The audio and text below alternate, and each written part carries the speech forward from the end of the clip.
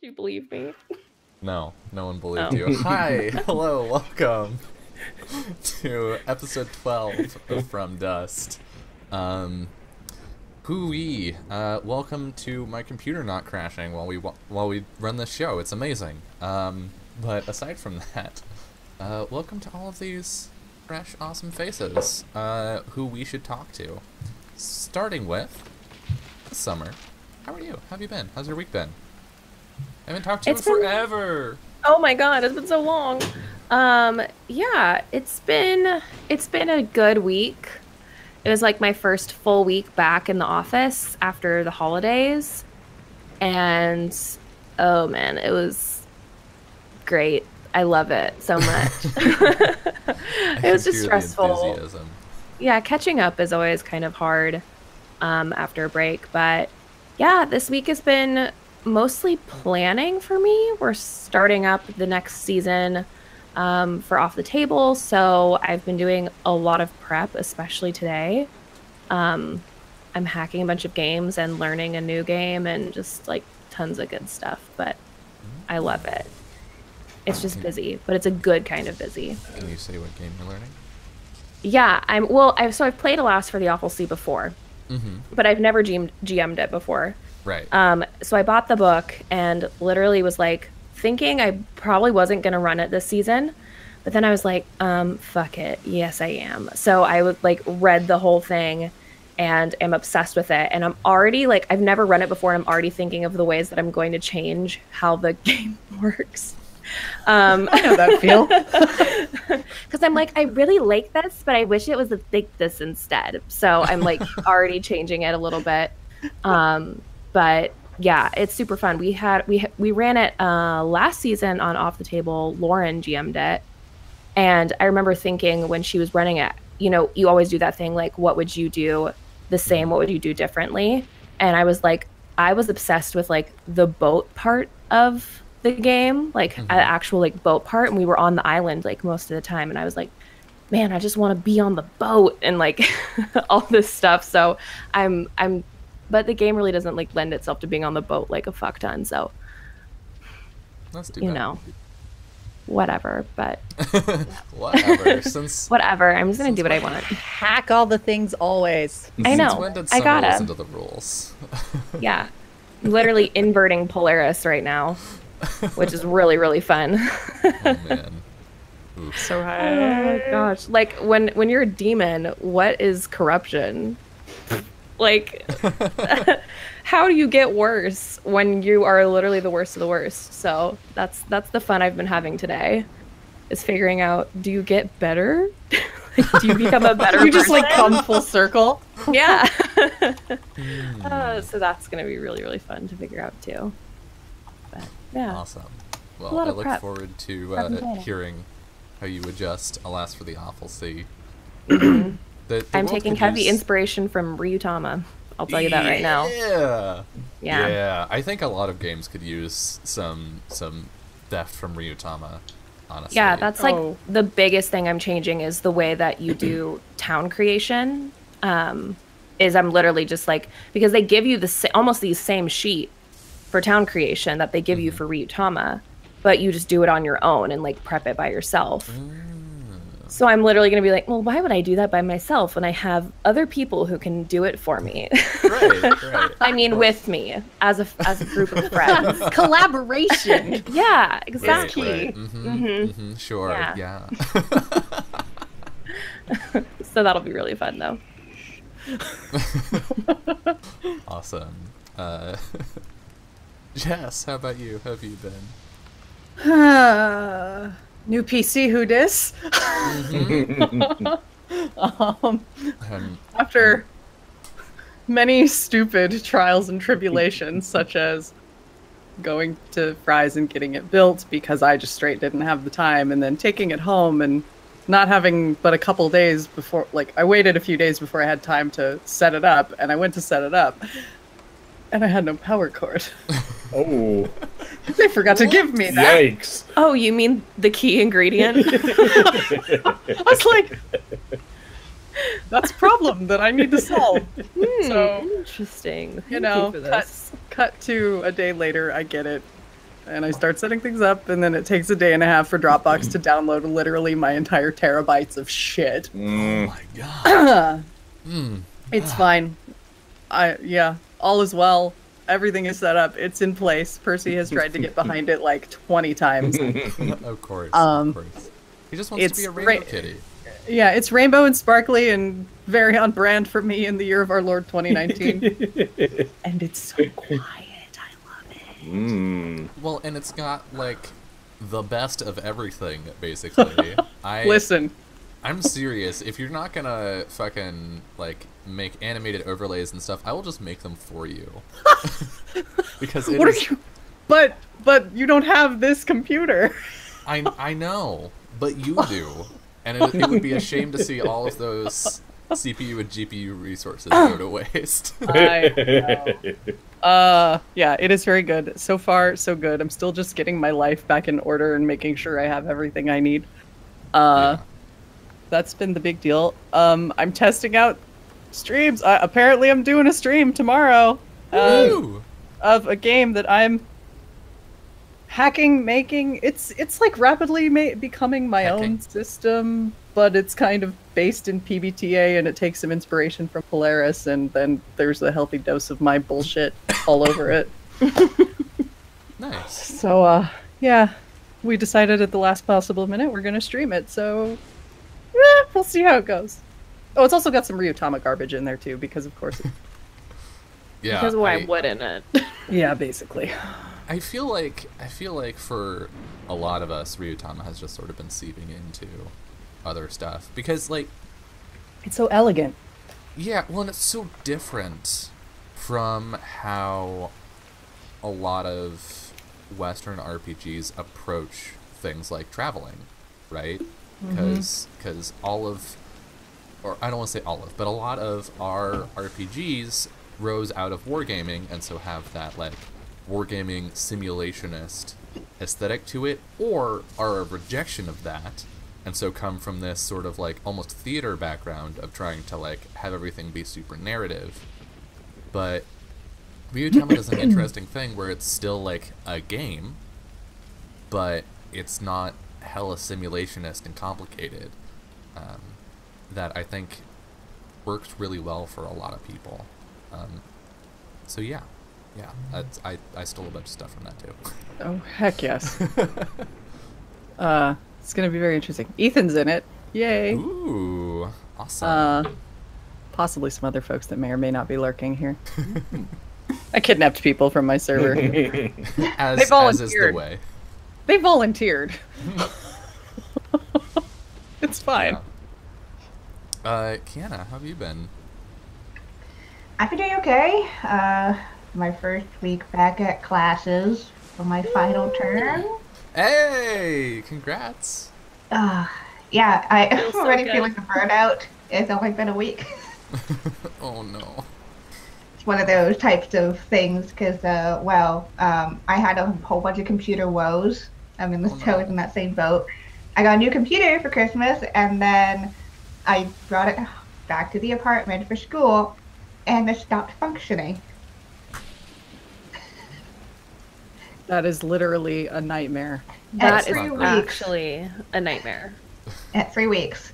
And so just a couple days ago, I managed to get my mom, bless her, managed to come back, drove here with the original packaging, because I had left that. Oh, I had left that back in Toronto, alongside my old computer, just in case something happened again, and then drove me to the computer place so that I could get it replaced. We have extended warranty on it now because fuck that shit. Huzzah! But yeah, that was one way to start off my term. I'm so sorry. That's the actual worst. Yeah. It was fine. Everything's fine now. I had to reinstall and re-download everything again. So that was great. That makes me so angry by proxy. But things have settled. I've started off my new stuff, streaming stuff, which has been fun. I'm doing that new stuff with Unmade Gaming, which is a lot of work, but it's good. As the charity stream coordinator, that's been my life for the past day. Coordinating people is hard. It's Legit. hard. Yeah. Yeah. That last semester is always rough. I just want to get it done, y'all. Yep. How much longer? Well, hopefully I'll be done end of April. Yes. And then, Okay. It's not super long. It'll go fast. Yeah. Which You is can a do little worrying because I have my thesis that I have to do. Oh, okay. Well, forget what I said about it being not that long. You have plenty of time. It's forever. April's in years. But yeah, it's gonna be fine. RPGs is gonna be my therapy during this time. I feel like Here for I just it. need to step away from work and do something else. Mm. It'll be all right. It'll You be got fine. this. But I'm excited to be here and to doing so. And as you can tell, I'm so busy that I'm eating on stream because that's my life. Yeah, my second to last semester in college was an absolute nightmare, and I talked about it a couple times. But my finals week for that semester, I had more cups of coffee than hours of sleep, by a significant margin. And so my final semester, my mantra the whole way through was just, yeah, it's good enough. Because boy, it's so easy to just be like, no, everything has to be perfect. I have to be the best at everything. It's like, no. Like, if I had been trying to go to grad school, yeah, maybe, but like,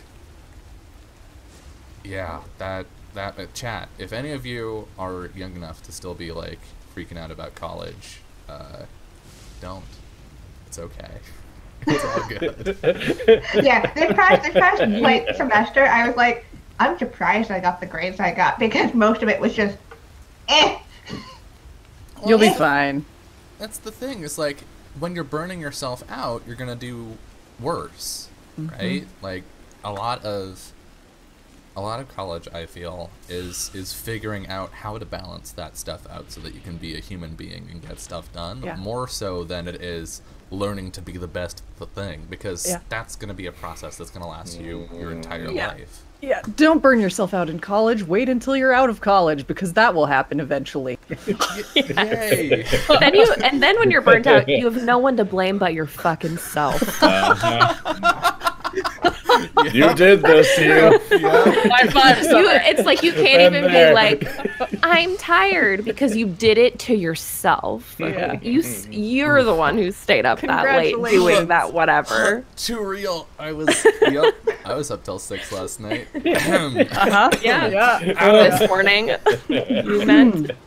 Adam, please Honestly, though, distract like me if you're from gonna that burn call. yourself out, do it on things you love, not on school. Yeah, that's true. At least it's more fun along the way. Adam, please save me from that call out. How are you? Sure, I won't talk about college at all for the next couple of minutes. So, instead, I'll talk about the holidays. So, had wonderful holidays. But for me, being a performer, YouTuber, voice actor, la-di-da, and also working in the service industry, for a lot of people, I'm sure that, relate to this, holiday period can be a tough time. In that you can't really do all the stuff maybe you'd like to do because you're in holiday mode and also work survival mode because work tends to get real crazy in those times. So I haven't gotten to do a lot of that good stuff lately. But now that January's here, I'm finally getting back into the good stuff. I'm finally doing voiceover stuff again. I just made some new videos on YouTube for the first time in like months. And I'm finally painting minis again, so that feels wonderful. Yay! And finally got my work schedule was absolutely insane. It was just a lottery of, let's see what I do this week. Except for Saturdays. Thank goodness. That was like the one thing. But I finally set that straight, so I'm really looking forward to the future and to a much more balanced year. That's the theme. Balance. Awesome. Yay. Well, I'm super glad to hear that because hot damn, not being able to work on the stuff that you like is Uh-huh. Painful. so. But that is why this space exists, so that we can do things that we enjoy, like stab each other with fictional knives. Yes, Summer. God, I Summer's needed this. favorite activity: stabbing Listen. her friends and being stabbed by her friends. Yes. What's better? I don't fucking know. They're both great. So, do we wanna do some recap and hop into the world with dungeons in it? Cap Yeah, last time was so chill. My brain was like, you don't need to remember any of that because you just had a really chill time. For a game that is literally named Dungeon World, we have been in precious few dungeons of this world. Did this count? started in Was one. did last been in, time like, count? We've been in like a lot of fucking taverns.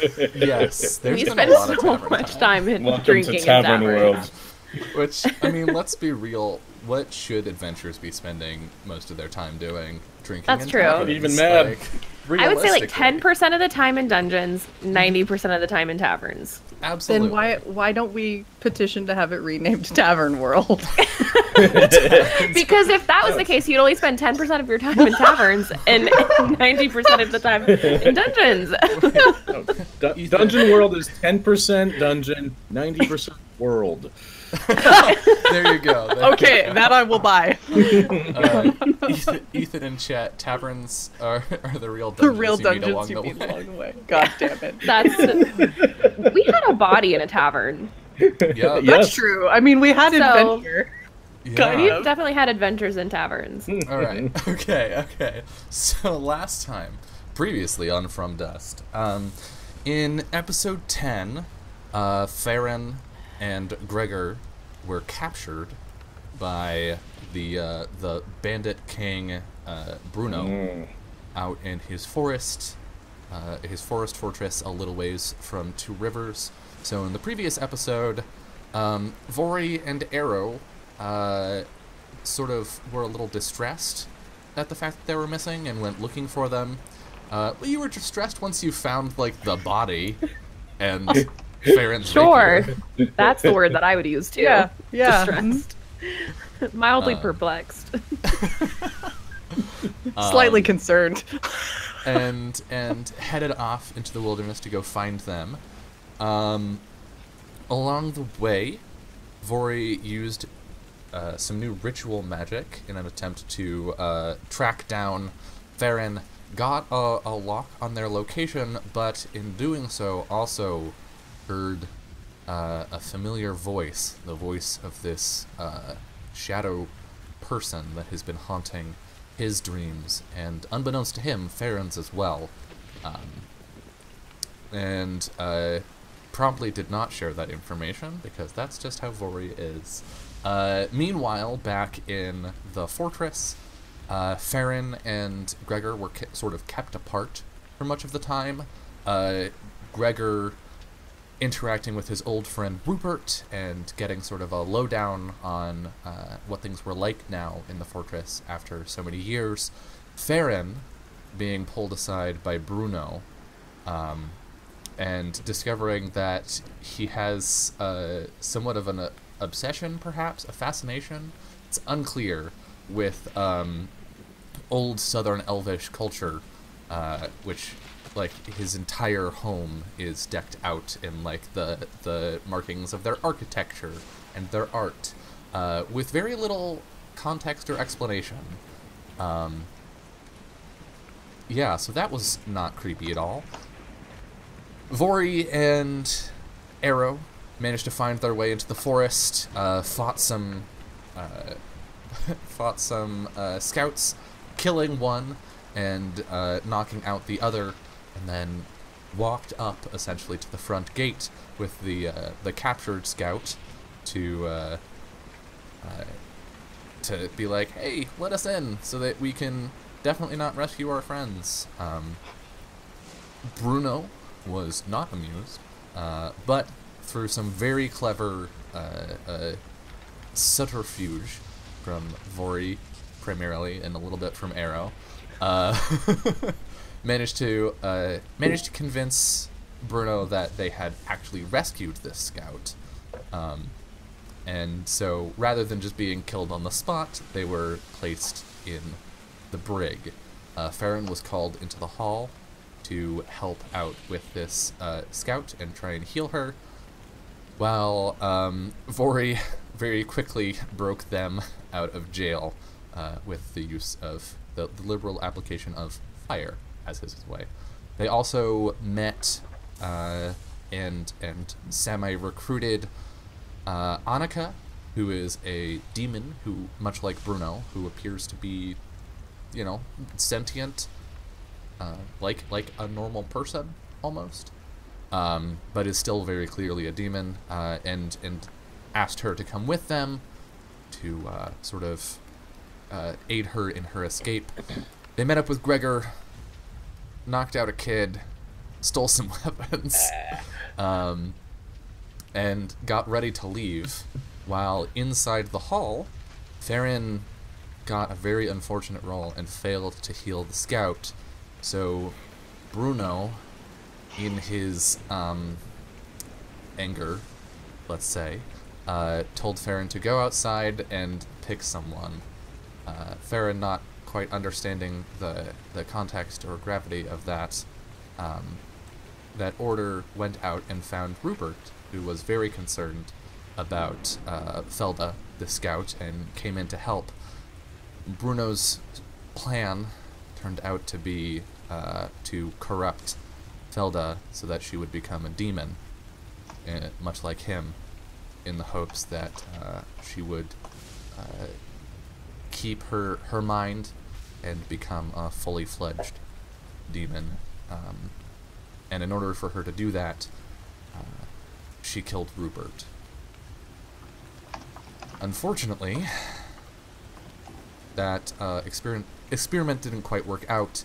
She turned into the same sort of animalistic demons that the party had encountered way back in Rookdale, and Bruno dispatched her. But as that was happening, Vori lit a significant fire in Bruno's home, creating a distraction that the party could use to escape. Farron ran and rejoined with the party. Vori had a brief combat with one of Bruno's lieutenants, who was then felled by arrow, and the group just barely managed to get out as the fortress burned behind them.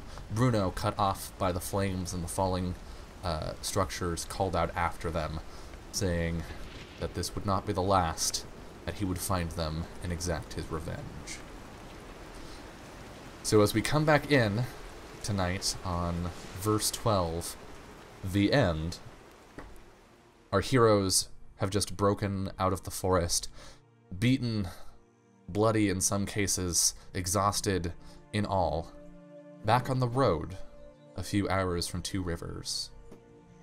What would you like to do?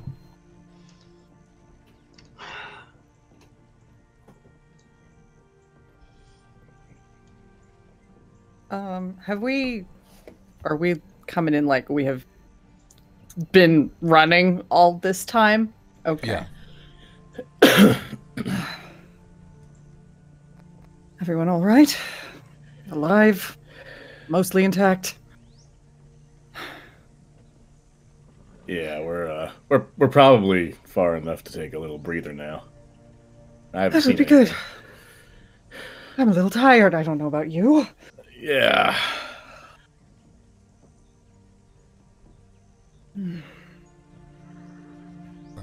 There's a bird flies out of a tree suddenly, and Annika starts, still sort of skittish from your escape. Where are you going from here? It's a very good question. I don't know. I'm happy with anywhere but back. Did we leave like all of our shit in Two Rivers? Yep. Or can we? I don't know if we necessarily left all of our shit, but we definitely left all of their shit. Yeah, all of Gregor's shit and all of Farron's shit. Oh, well.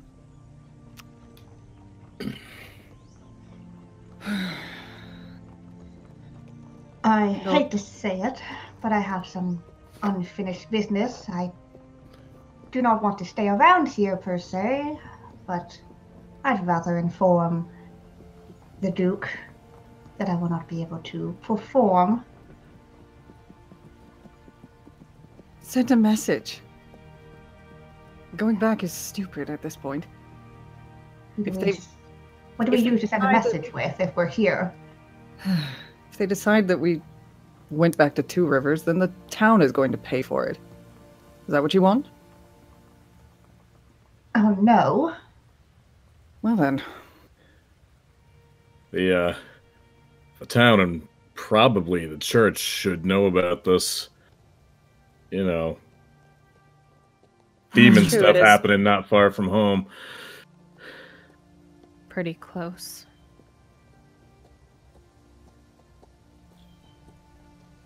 Where's your bird been? Was Lake around? No, you haven't seen Lake in a few days. Yeah. Yeah. I sent her to take a letter. Just our luck. Well then. Suit yourselves. I don't think it's wise if we go back. I'm of a mind to cut our losses and run. They'll be scrambling for a little bit. We probably have time. Mere hours at best. Can we do this quickly? I'd imagine so. All right, then let's do it. Let's go. I guess Get we'll us stuff. head to the Let's go town get to us go, stuff. go get our shit and, Okay. drop a letter and leave. So you make it back to who's leading the group? Who's leading this? It should not be me. I will. I'm a great leader. Arrow can lead the way directionally. I would like you to defy danger. What? With Okay. intelligence, and the danger is you're going to leave evidence of your passage. Ho, ho, ho, ho. Okay. Let's see. With intelligence. I'm so smart. The smartest boy. Smartest 8. shitty boy. Okay. On a 7 Not to 9, terrible. you stumble, hesitate, or flinch. The GM will offer you a worse outcome, hard bargain, or ugly choice.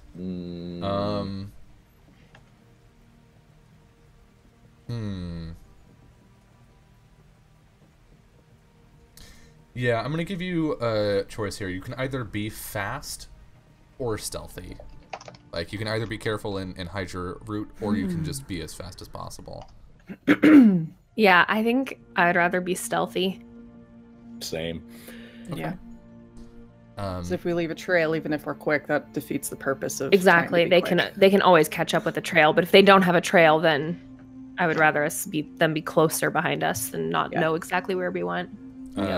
So I think we see Arrow. Like, what are you doing to cover your tracks and make sure that the party doesn't leave an obvious trail? He knows what he would look for as a tracker. So I think he's probably going behind. He's probably walking at the back of the group and fixing those like subtle things. You know, that would normally tell where they had been. Like if they happened to like bend a branch or something, he's like, I'm just gonna cut that down real quick and scoot it off to the side. Like things like that. Just the most obvious signs that they were here. And like I would say he would even like try and kind of make it seem like they might have gone a different direction a little bit. Like maybe like, because if like Vori had said, if we had just headed straight somewhere else, like rather than go home, maybe he's thinking like they won't expect us to go home because that's the stupid thing to do. Right. So we see. So we should do the dumb thing. We should do the dumb thing because maybe they'll think that we're too smart to do the dumb thing. Yeah. We'll outsmart Inconceivable. we'll outsmart them by being stupid. Yes. Because you know I am a man of learning. Okay, so we see Arrow like cut off the path and like form a bit of a false trail before rejoining the group. And then the group sort of waiting a little bit outside the gate for a large caravan to come by so that they can sort of blend in with them and get through the front gate without any trouble. And yeah, about 3 hours later, you manage to find yourself. It's getting on toward dusk at this point, but you find yourself at the Tilted Turn. What do you do? Go to Get our my rooms stuff grab and our go. shit. I post up outside. I think Vori will probably chat up the barkeep or whatever and like pay up their tab. Okay. Let's and say just be like, it's, thanks, we're checking out. It's been lovely. Or you could Sorry be for like, any we're, trouble. We're going to be in town for 18,000 more days. Here's some money. If anybody asks where we are, we're upstairs sleeping. Yeah. All right. I think Annika stays outside with Arrow, and Gregor and Farron, you're heading upstairs to get your stuff while Vori chats with the barkeep. Okay. Yep. Yeah. Let's say it's like 4 gold. Okay. Vori. Oh, leaving so soon, are we? Business is taking us a little further away. It's been lovely, though. You've been a very gracious host, all things considered. It seems like only yesterday the paladins were here to catch you. Well, you won't have to deal with that any longer, fortunately. It's a shame. This place could use some more interest. Too boring most of the time? Once you've seen enough drunk people, they all sort of look the same. That is a fair point, especially when you are also drunk. Anyway, thank you again. Be well. Don't get into too much trouble with the law. I think he like casts an eye to the staircase as Farron and Gregor are coming down with like packs and like weapons. Farron's got this huge old scythe. Us? In trouble. What would ever give you that idea? Oh, nothing. Well then. Everybody ready? Mm-hmm. I guess we'll be on our way. Alright. So you... What is your plan for sending word, Farron? So Farron had written up a letter, which has basically said there had been an emergency that is taking them away from the city. Many, many, many apologies, like several times over, and many flowery words throughout the letter. Like it was a complete honor, but this is something that I can't ignore. Alright. Probably makes mention of, no, not specifically saying, oh yeah, there's a demon pit outside your town. Just be like, FYI, you may want to increase security around the city, especially down this area. There's been some troublesome news. And I'm trying to figure out who they give it to. Is there like a mail service here in town? Not really. I mean, Like there a are there courier are or messengers. Yeah. Okay. You could go and pay someone to take it. Probably just find a messenger and have them run Farron's it. gonna instead of taking the time to find a messenger, Farron's gonna head over to where Helga's staying. Okay. So we see Farron like split off from the group briefly while they head off toward the gate so that they can drop in on Helga, and you know, you're still like bearing some of the bruises from the past day and a half as you walk into this sort of posh part of town. And we hear you like knock on the door and a voice from inside. Just a moment. And then like the sound of footsteps, and Helga opens the door in sort of like casual dress, which I think is the first time you've seen her not like dressed to the nines. And she sort of steps back in alarm and surprise. My word, Farron, what happened? Unfortunately, there's not a lot of time to share that story. To say the least, I got involved in some business and, well, what is- attacked and Come in. Come in. We can work this out. I cannot stay long on. My companions and I are leaving tonight. I don't understand. Are you in some sort of danger? I suppose you could say that. And, well, we don't want to trail the danger around with us, and so Farron will take out the letter. With that in consideration, I cannot perform tomorrow. See. She like looks down at the letter in your hand and back up to you. Is there any way I can change your mind?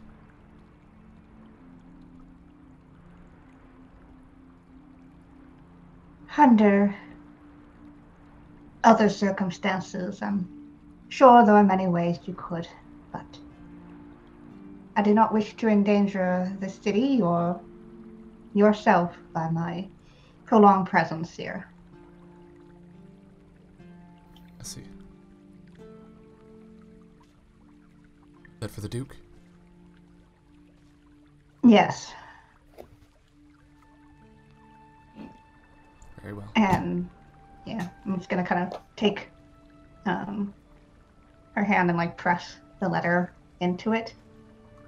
She like at first she doesn't grab it, and then after a second or two she'll take it from you. One hand still like on the door.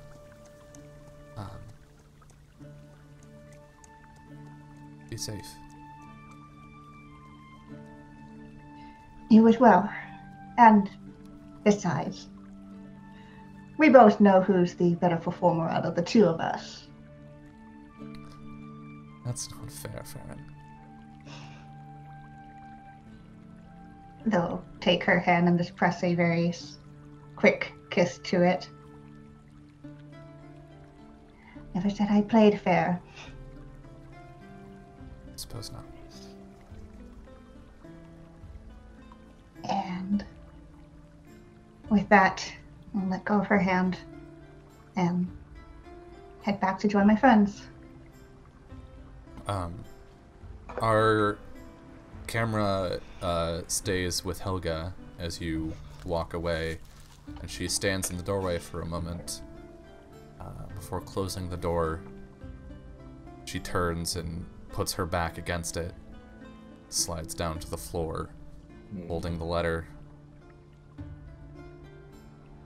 And then we cut to outside Two Rivers. A few hours as day turns to night, and you put distance between yourself and the city.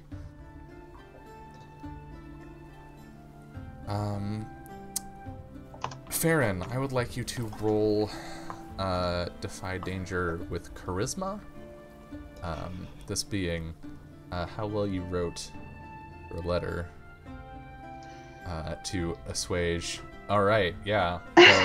The Duke is not offended, despite like it's not a job, right? You can't just like write into your boss and be like, dude, a family emergency came up. I'm so sorry. Like this is a Duke. This is royalty. So despite the class difference, he'll take the letter earnestly. So you have not, fortunately, burned that bridge.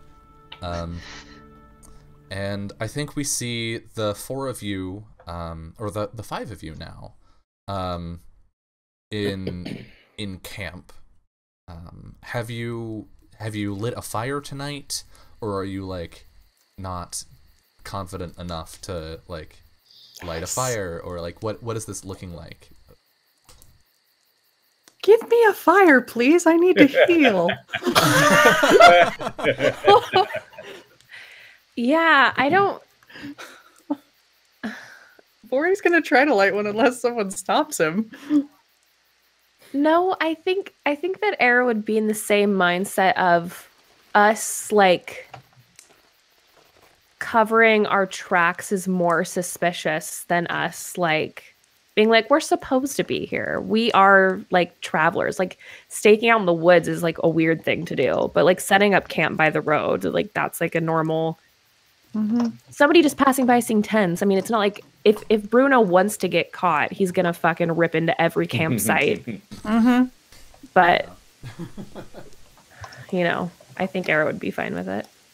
Lighting a fire. Okay. So we see the group of you around the fire. How was this first night for all of you? Like, how is let's go in turn, I guess. And how is each of you taking this first night after what happened? Starting with the man making sound, Gregor. Groaning all night long. Yeah, Gregor's just on the ground groaning. No, Gregor is smoking his pipe, and he's got a bit of a 1,000-yard stare as he's had a lot dropped on him the last few days. Big news about people he once respected and cared about, you know, that could affect the world at large, put people he cared about in danger. Lot to take in. So he's just kind of sitting there processing it. Probably not as chatty or cheerful as per usual. Okay. And Arrow, how are you taking this? I feel fine. I think like he's more concerned with how Gregor and Farron are doing. Because like obviously some shit went down that we don't know about and haven't probably talked about yet. Yeah. So I think he's probably just keeping an eye on them, but he's not like the type to press and be like, tell me what's going on. He's gonna like wait for that to come out naturally. You're just like staring at them being like, can I read your mind? Can I read your mind? He's like just giving them space. And just busying himself with other things. Trying not to like let them know that he gets that they're being weird right now. Just give them a space. It'll come around. Vori. Vori's not doing that. He is watching them though. And I think he's probably spent a little bit of time just busying himself by fooling with that hunk of iron that he sort of sloppily turned into a bow for Arrow. He's kind of trying to just sort of molding it and trying to make it look less like a hunk of metal that was quickly converted into a bow and more like an actual bow. Yeah, Arrow probably makes like little comments about it every now and then, like how it could be better. Just like, oh, you need to fix that angle right there. Oh, Yeah. okay. I'm doing my best. I'm doing you a fucking favor. Just like the Don't rush art, okay? But he is sort of watching as he looks up periodically from his work, takes a break now and then. He's looking at the other two. And I think after a fair stretch of just silence. So are you ever going to exactly tell us what happened? Why it happened? What the fuck went on?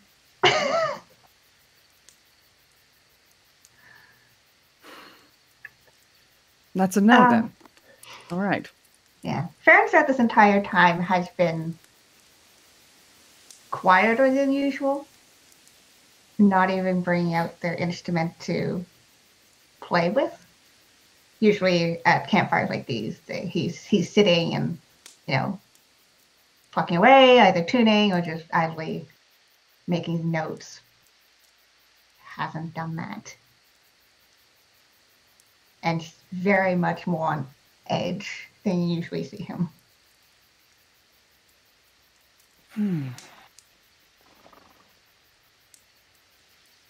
Well, we can't make either of you talk. Well, I can, but I won't. You see Gregor will Annika's like golden eyes flash from across the fire towards you as you say that. He glances at her, he catches that. It's like, it's probably not what you think, my dear. Gregor's gonna take like one big like huff of his pipe and just let it blow out before saying,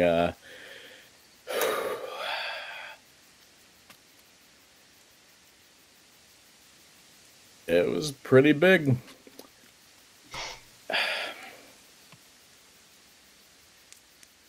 Look, I've had something that I've not wanted to tell any of you that I was perfectly content taking to the grave with me. But cat's kind of out of the bag now, and I used to be a bandit. I used to run with those guys. Well, that explains a lot. We weren't great people, but we had a code, and we certainly weren't that. I don't know what the hell that is. I'm hoping maybe she does. He points to the demon lady. But yes, we'll he nods to Annika. Not coldly or anything. He's actually gives her a pretty courteous look. We'll get to you later. But you're safe thanks. with us. Don't worry. For now. Yeah, she's not saying anything. She's just looking from person to person as they speak. Mm-hmm. So they weren't led by a demon when you were there, I assume? No. It was just a bunch of people trying to get by in the way they knew how. Was he among them before, or? Oh, yeah. He But was not a big demon? No. All right, then. But thanks for getting us out of there. That I didn't want to be there any longer than I had to. Oh, well, you know. We tried for subtle. That didn't work, so explosions. It worked. I'll take it. Theron, are you going to be all right? That was not my first brush with danger or people who were angry with me. Though, must say it's not the first time that a demon, per se, has decided to declare vengeance.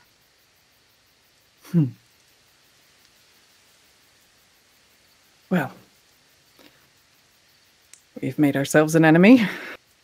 Deal with that when he comes calling. Well, hopefully, if we continue to be on the run, that won't be anytime soon. Don't let it consume your thoughts, or he's already won. It's really that simple.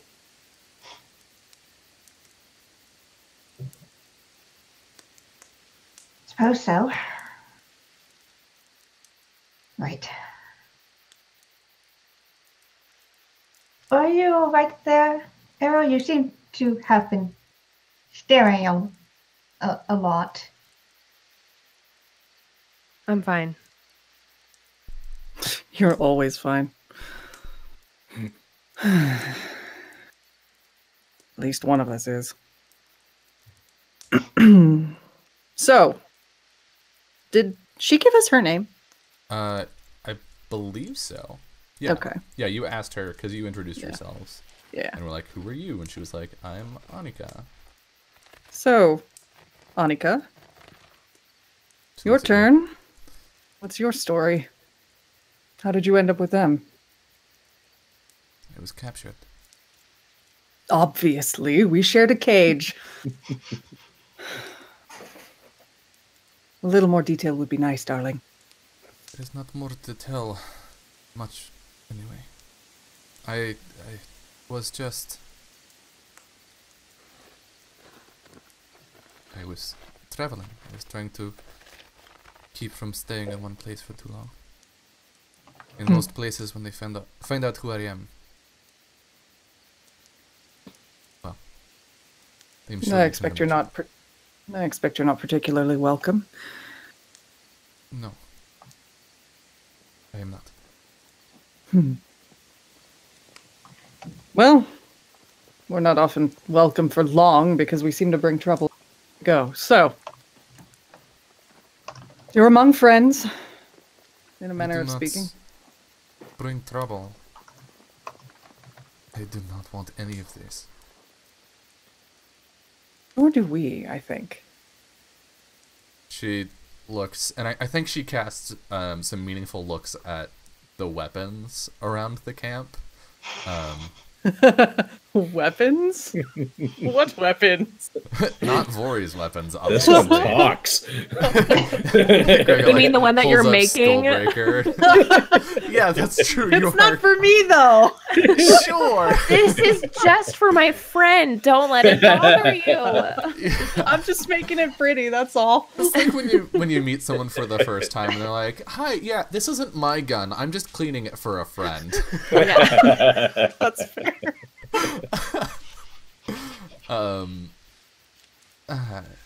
Yes, of course not. And I think she keeps sort of nervously glancing at Arrow, despite the fact that he's not talking. So, where would you go next? Well, friends, where do we want to go next? We could always go back to Sanctuary. Ugh. All I know is people should probably know something about this. Probably wouldn't be safe for you guys, but I could head back to White Spy or let my father and the mages know about this. They might know something.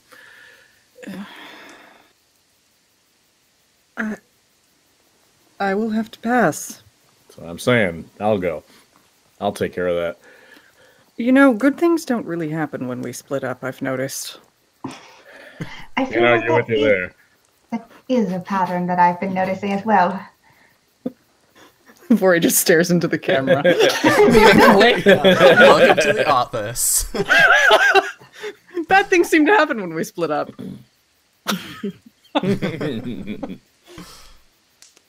Where are you looking? I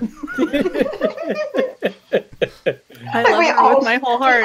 Protect We all her. kind of stare at one point. Yeah.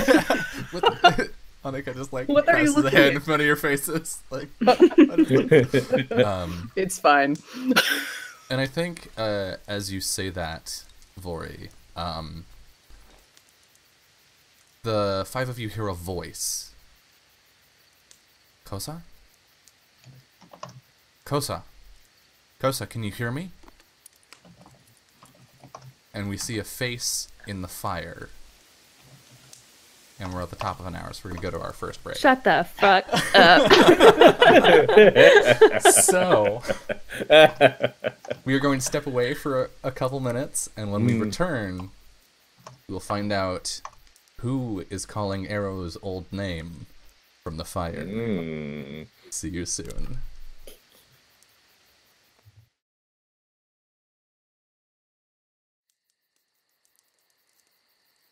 Welcome back to episode 12 of From Dust. Arrow, you have just heard your old name coming from the fire, and there you see the spectral, magically formed shape of your sister's face. What do you do? Who could they possibly be talking to? Kosa. Yeah, he's like in total shock. But I think seeing her face in the fire, he gets down on his knees next to like the flame. Mhm.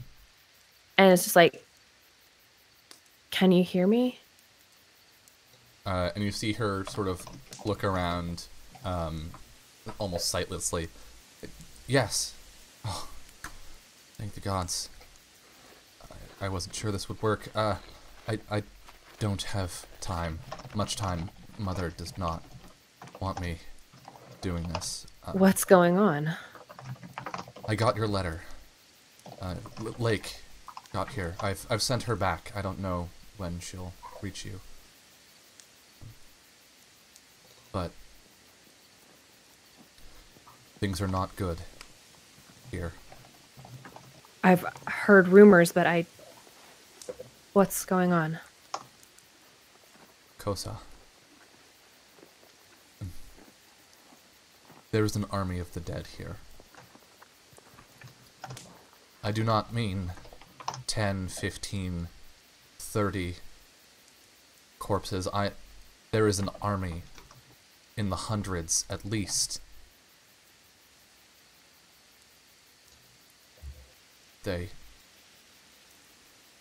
It was just scouts at first. We thought perhaps some human necromancer was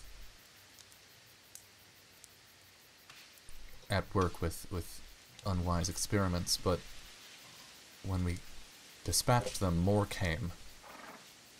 And so we sent a scout, Shirano, and when she returned, the horrors she spoke of,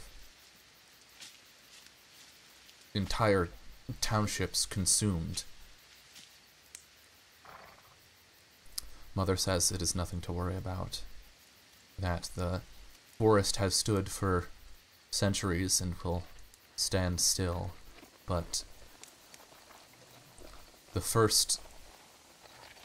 And you see her, like, look away. I don't have time. They've started cutting down the edge of the forest, Kosa. I don't know how long the magic will hold. Please, if you can return, we need you. Of course, I'll come home. Okay. Thank you. I understand this is asking a lot of you.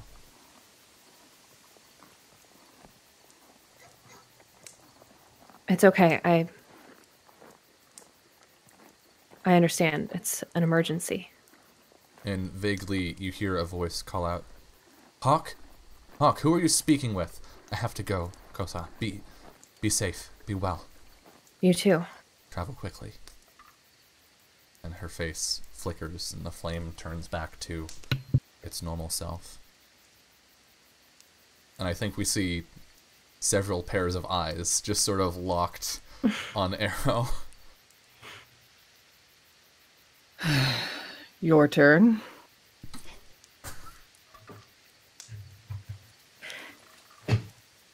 Yeah, he looks, he's like not even registering that there's other people around anymore. And he finally looks over at Vori.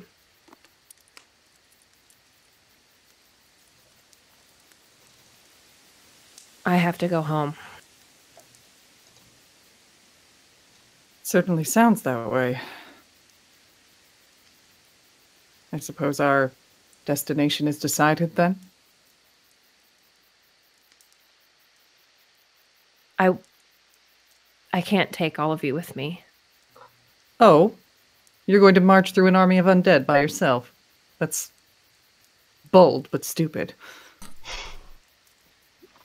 Even if there were hundreds of them, they can't surround the forest. There are other ways in. Either way, we literally just spoke about how splitting up is a bad idea. Yes, thank you. I do believe I said exactly those words moments ago. There are also ancient laws that I cannot break.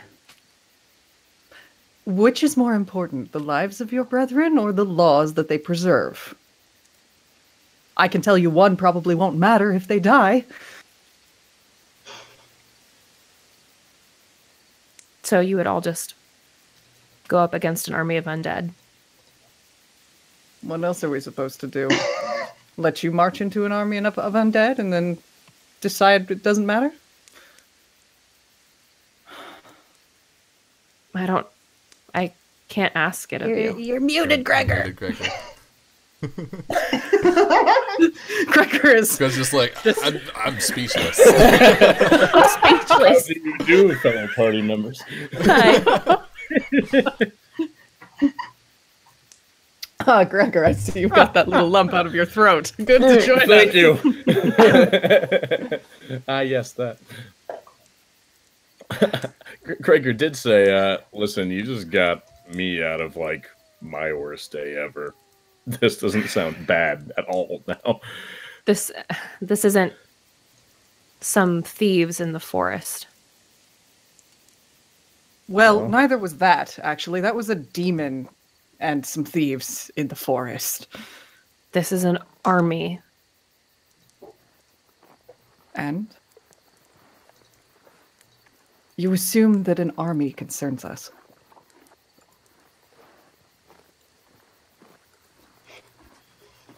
If my mother is unwilling to fight, we would be alone. Should an army not concern you? Well, they're terrible odds, I know that much. But not insurmountable necessarily, if you're smart. And have ample fuel. Especially if they're undead. He'll have put he's been working on this thing probably the entire time they've been camped, and he tosses it over to Arrow. Catch. Yeah, he does. See how you like that. I'll need a little more time on our journey to make the arrows, but it should serve.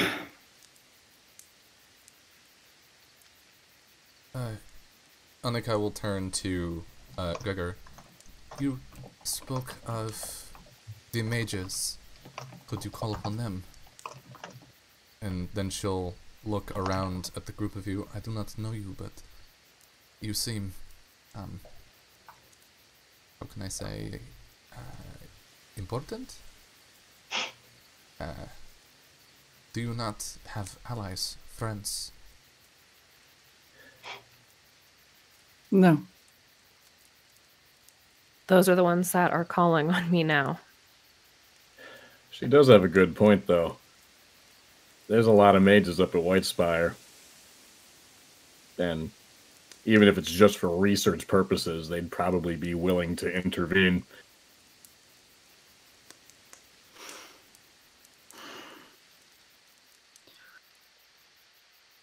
I'm not particularly excited by the prospect of mages from Whitespire being involved, but you're not wrong. We would have to pass by home anyway. We can scout out the situation. I can stop in, see how terrible things have gotten, and we can press on from there and get help if my mother hasn't made any moves against this army. What might she do, out of curiosity? Anything. But she'd be reluctant to put anybody's lives at risk. I think, Farron, you feel like a faint phantom ache in your chest.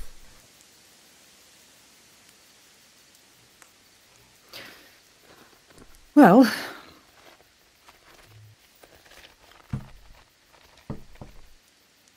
we go, I suppose. We've got quite a trip. Anywhere's better than here right now. That is true. Right, so I suppose that we rest then and prepare. Yes, rest. That's a good idea. All right. So, it's been a long time since we did any traveling. But How It went does so well last time. How does travel travel? in this game? yeah. How does travel work? So when you travel through hostile territory, choose one member of the party to act as trailblazer, one to scout ahead, and one to be quartermaster. I Each can take 2 of character- those. Each character with a job to do rolls plus wisdom, and then on a 10 plus they get bonuses. On a 7 to 9, they perform their jobs as expected, meaning the normal number of rations are consumed. The journey takes about as long as expected, and no one gets the drop on you, but you don't get the drop on them either. On a miss, bad stuff happens. So this is a perilous journey. Yes. Oh, So- great. Yeah. I'm super wise, but I roll like garbage. Well, so here's the dope deal of me. I get 2 jobs and I automatically get a 10 plus on both of them. That's Dang. Yeah, yeah. 'Cause you So have give me the half ones that elf. everybody else sucks at. So you need a quartermaster, a trailblazer, and a scout. Which of those uses what? They're all wisdom. They all use wisdom. Okay, well, who's got the best wisdom then? I have a 2 in wisdom I have for a my one. bonus. Yeah, don't ask Farron. We already saw how that Yeah, went last we've time. seen Oh. both Farron and Gregor completely botch travel rolls. Uh-huh. Okay, so I Okay, guess so what it's does Vori me. want? Yeah. Which one do you want and which 2 do you want me to take? Suddenly, the reason why Arrow and Vori are so chill all the time makes a ton of sense. Because they're competent in the wild. I was gonna say specifically common sense. I guess. Well, the trailblazing and the scouting seems to make sense for Arrow to have. Yeah, I think so too. So Vori can quartermaster. Okay. So it's going to be 7 rations to the first town. So let's get some will. rolls out. I guess you got an automatic 10 plus Yeah. for Arrow for the trailblazing and scouting. The only real question at that point is how well you manage your rations. So if you could roll undertake a perilous journey, Vori. I don't actually have that on my sheet, Can but you I can just do a roll plus wisdom this? roll. Yeah. Boom! Yeah. All right. Turn Look at it me up. manage our rations Right. like a freaking pro. On a 10 plus, the quartermaster reduces the number of rations required by 1. So Oh, no. you'll only be using 6 rations. I know what that looks like. What is it? He's just a jerk about doling out the rations, probably. Really stingy. Yeah. Like you don't get a Breaks whole them in half. ration. Yeah. Oh, you're hungry now? No, you can wait a couple more hours. It's fine. Ear to the stomach listening, like it's not grumbling yet. You're not hungry. Drink some water. You'll be fine. You're probably dehydrated. You'll live. The Trailblazer reduces the amount of time it takes to reach your destination. The GM will say by how much. And the Scout will spot any trouble quick enough to let you get the drop on it. So, let's see. As you're moving along the road, you Arrow, as you're scouting ahead and blazing a trail for your party, you notice a group of soldiers, it looks like, though they don't have pennants. There's no there's no insignia, no way to identify who they belong to. Right. That are also blazing their way along a path that seems to intersect with yours. Okay. What do you do?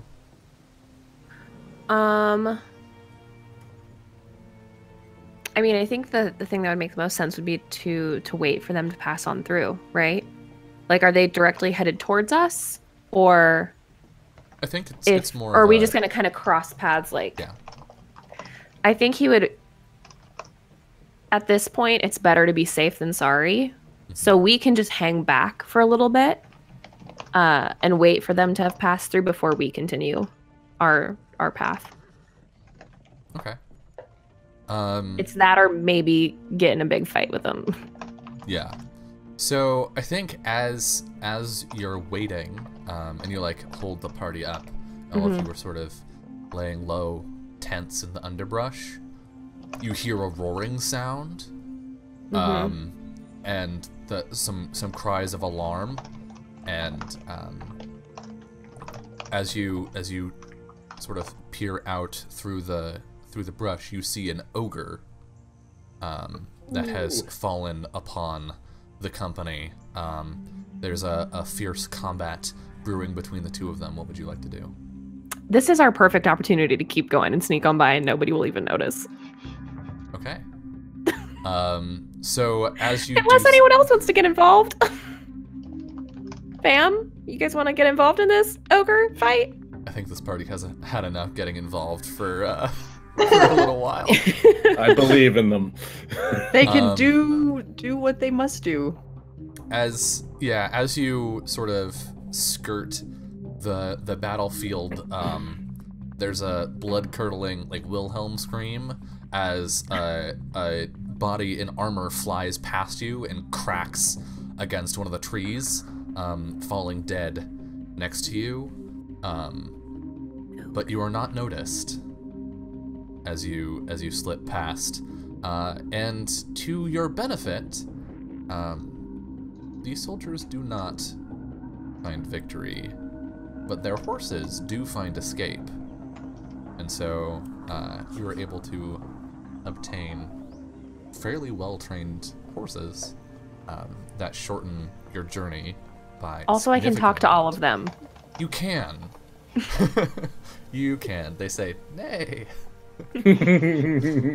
No, what do they really say, though? They say, holy fucking shit. Oh, gods, we are going to die. Oh, Lord. Why is it so big? Oh, no. Help. Death. Death. I don't want to die. I'm too young for this. Why is this happening to me? I just want grass. That's all I ever wanted. The blood. So much blood. Whoa. Are you happy now, Summer? Yeah, I'm really, really happy now. Alright. So you cut your journey down by about about in half, so 3 days off. You still only spend one last ration because now you have to take care of these fucking horses. So it comes out to 6 rations, which or was I doing it per person previously? How many rations do y'all have? I have like 12. I remember Gregor and Farron stocked up. I have 12 before they got captured. That's what they were doing. What do I have? Because y'all were shopping. You have 5? Okay. Yes. And I have apparently a bunch. How much is a bunch? 6, which has like 30 uses. Oh my god. yes. Farron has 6. Yeah, like I guess 1 ration counts for X number of uses. Yeah, that is correct. I think it's 3 per. Let me check. I don't know. It was 5. I think it might be 5. Right. Yeah, 3 is first aid, 5 is rations. Yeah. That sounds right. Okay. So go ahead and each of you can mark. Each of you mark 7 because somebody's got to feed Annika. All right. She does actually need food. You're learning. Does anybody press the issue with her during this journey of like what's your deal? What's going on with you? Or I think Gregor definitely would. Okay. Are both of you nosy at the same time, or No. are you separate? Okay. No. Arrow I would want to know different things. They just Arrow like would sidle up literally- to either side of her. So. Where'd you come from? Where are you going? No, Arrow would only want to know how long she was going to stay with them. Okay. Like, so how long do we have to keep feeding you again? Right. Curious. Okay, so let's Wow. start. Not like that, okay? I mean, Nicer kinda than like that. Damn. A little bit like that. Let's Probably a start with, lot like that. Let's start with Gregor then. All right. So I think it's been a day since you encountered those soldiers, and maybe you're taking a break to like let the horses rest and drink some water at a stream, and you see an opportunity to go speak with Annika. What do you say?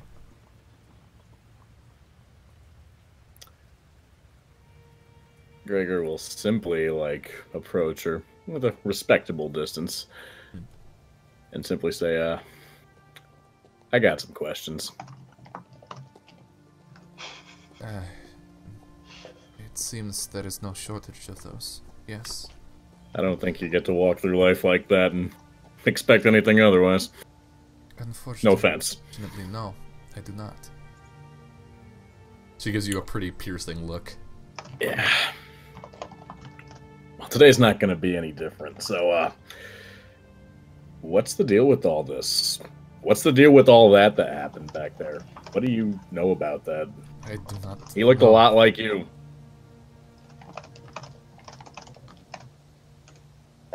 Do people assume you know everything about boring-looking human men? Maybe. But you're fairly uncommon. I do not know. I've only seen 2 demon people, and it's you and him. I do Sister. not know what happened to him. I only know what his Olga wanted from me. Olga. Yes. She was hoping that I could change him, make him human. She wanted him to be weak, that she could kill him. At least that is what she said when she captured me. Well, that changes things. I figured he wanted you.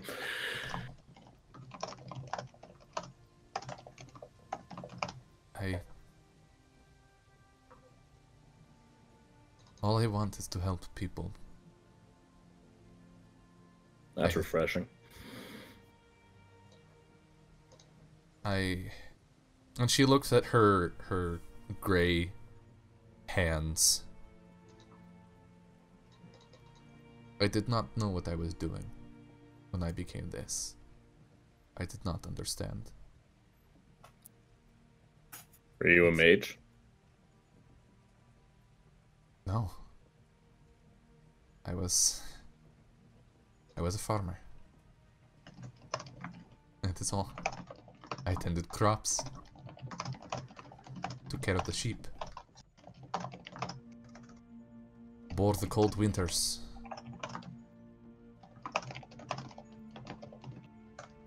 But I was not kind.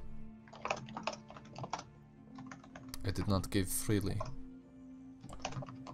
And I took when I could. I know now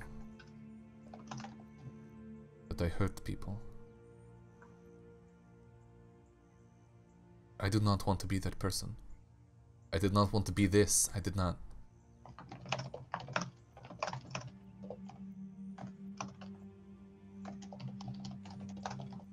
The world is not safe for people who are different and strange. And so I was not kind back to it. Perhaps that was my mistake. Perhaps it was the world's mistake for not being kind in the first place. I do not know, but this is what I am now.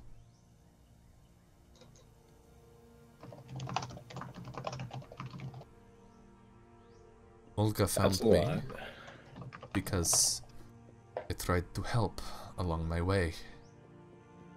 And she looks over toward the group as they're like feeding the horses and like taking their boots off and stretching their toes and that sort of stuff.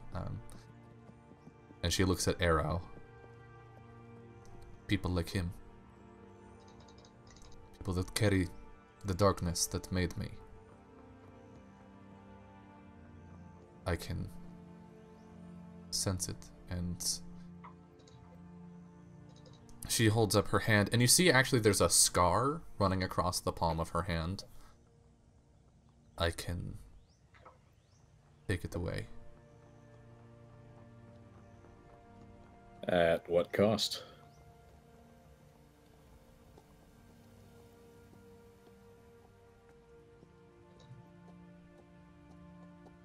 Just a little blood. That is all. But it is not. She looks over at Arrow again. It is not comfortable. And I tell you this only because I owe you my life. There are people, much like Olga, that have wanted to see me dead for my blood. For much longer than I have been like this. And she, like, gestures to her horns. I did not want any of it. I wanted to farm. I wanted to be safe.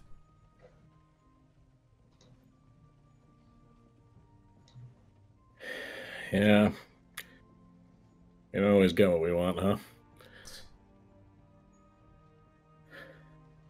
I do not know. You seem to be fine.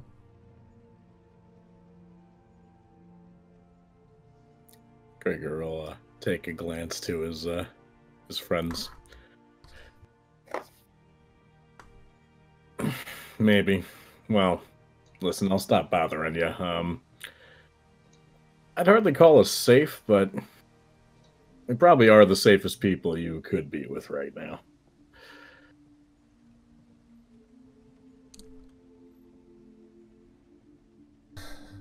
What brings you together? What cause?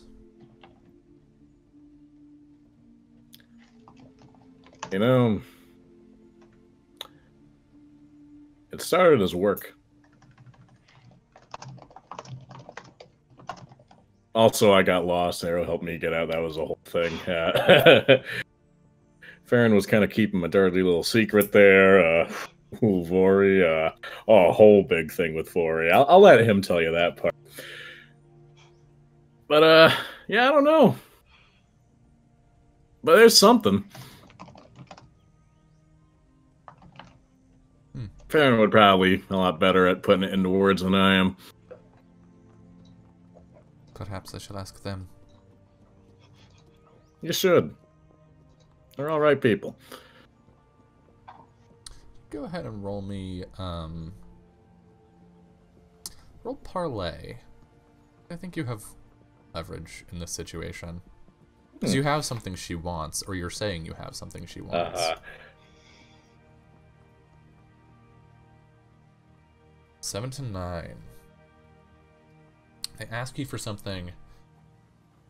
Do it if you make them a promise. And they need concrete assurance of your promise right now. Ooh.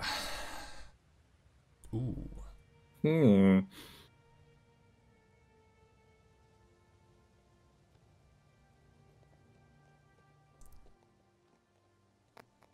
There have been many that have promised to keep me safe. Men especially. They've always wanted something.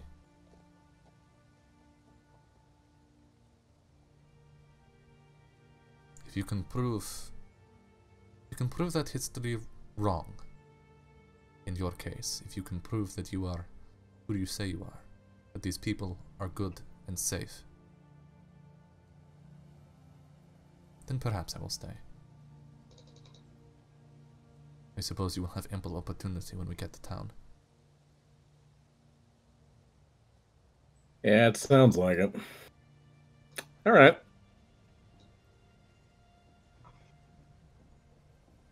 If there's nothing else. I'll let you get back to doing what you were doing. All right. I think perhaps a day later, as you're riding along, Vori, you have an opportunity to pull up near her, some small distance from the group, but still keeping them in sight. How does Vori start that conversation? Wouldn't you like to know?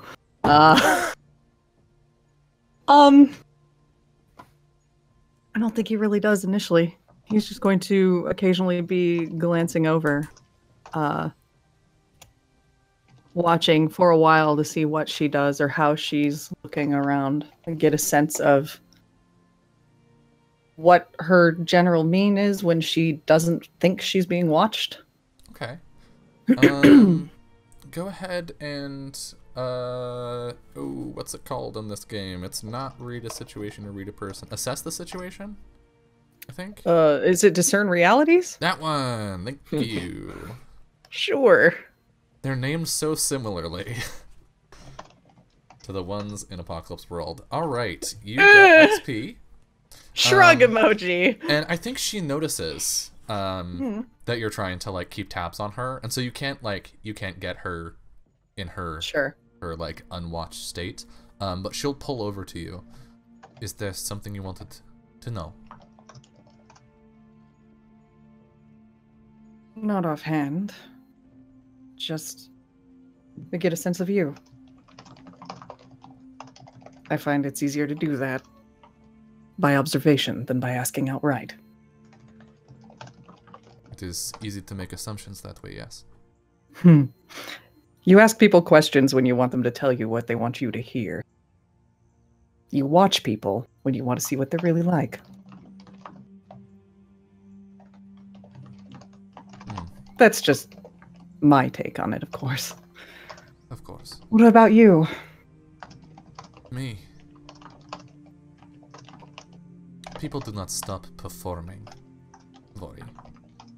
Even when they think they're not being watched, they just perform for themselves. That's true. But I have seen you.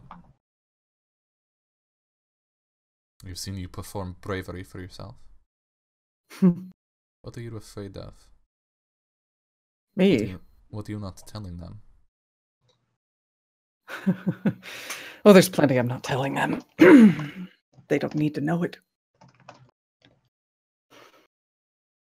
What are you so curious about?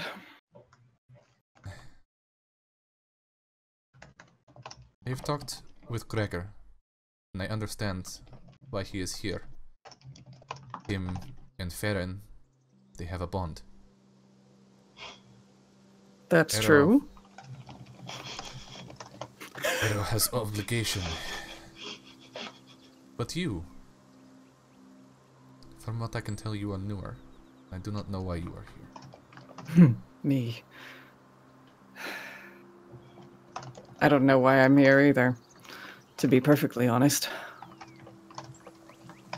But he kind of pauses for a moment and reaches down into his shirt where he has the little vial hanging of ashes.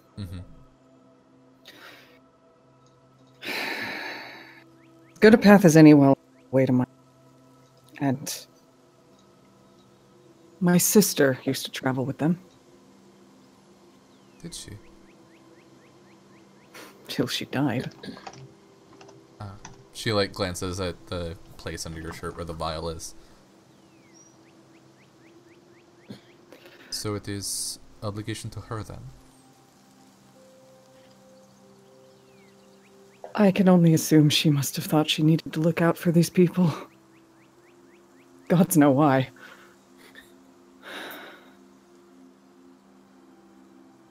So, I might as well, at least in the meantime. Until maybe she can do it again. Have you spoken with Farron about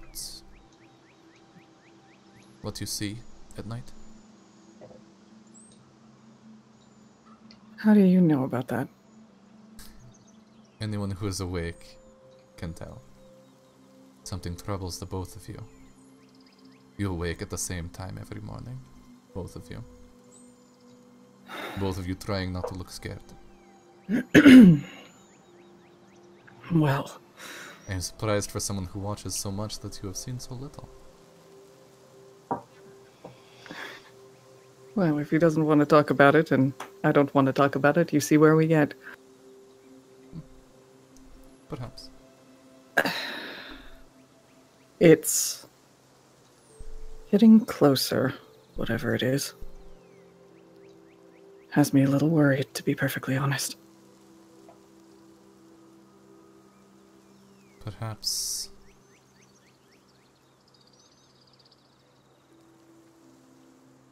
Do you remember a few days ago when your friend Arrow heard a voice from the fire and all of you said, "Oh, we will help you, Arrow." Because it is what we do. Why do you assume they will not help you?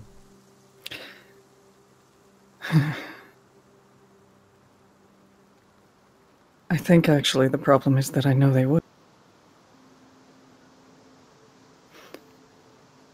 I don't deserve that. Oh, Vori. That is not your voice that speaks from your mouth. Excuse me? Those words, they are not your own.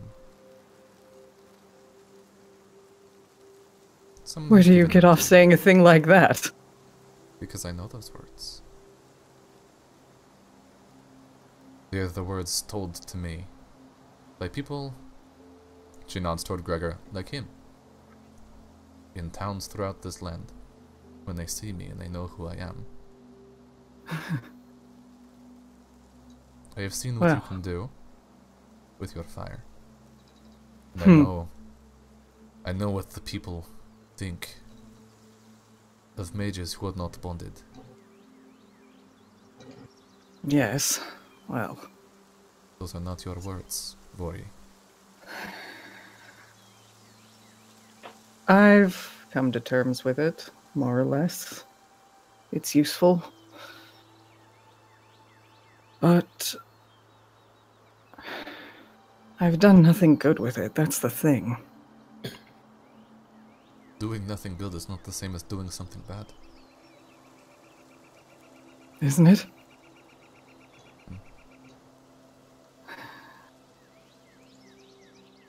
So, You- what about you? You've turned this conversation around on me. How dare you? You deflect so smoothly. I haven't had enough liquor to be smooth.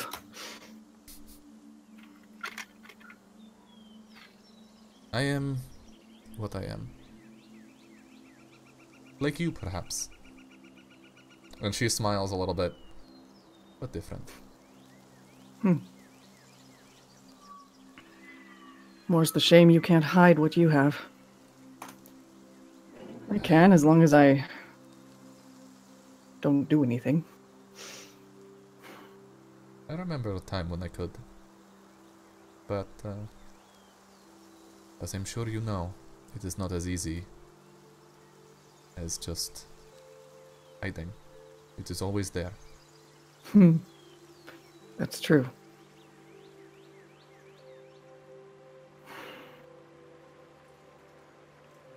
Well, for what it's worth, I think you are safe enough with us.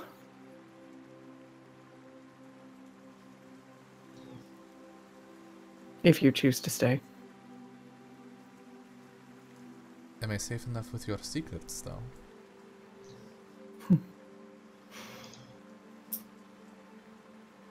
Well,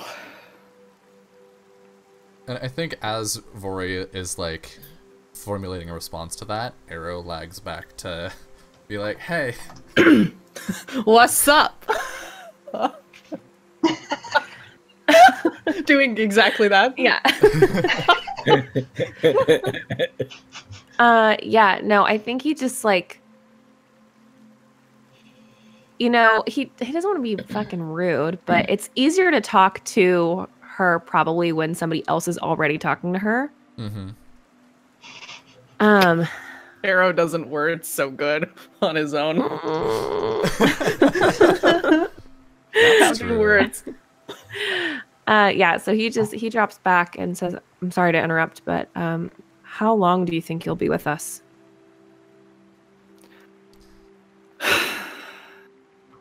I do not know. I was planning to reevaluate when we got to town.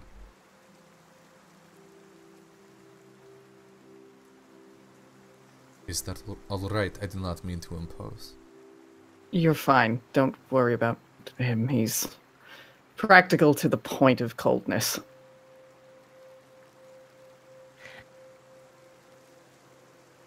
I only meant you don't need to feel obligated to come along with us all the way.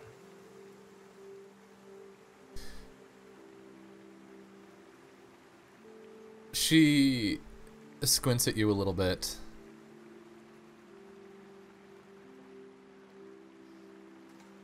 I think there is work for me to do here. If you are receptive, I can help. He just shrugs. Doesn't bother me.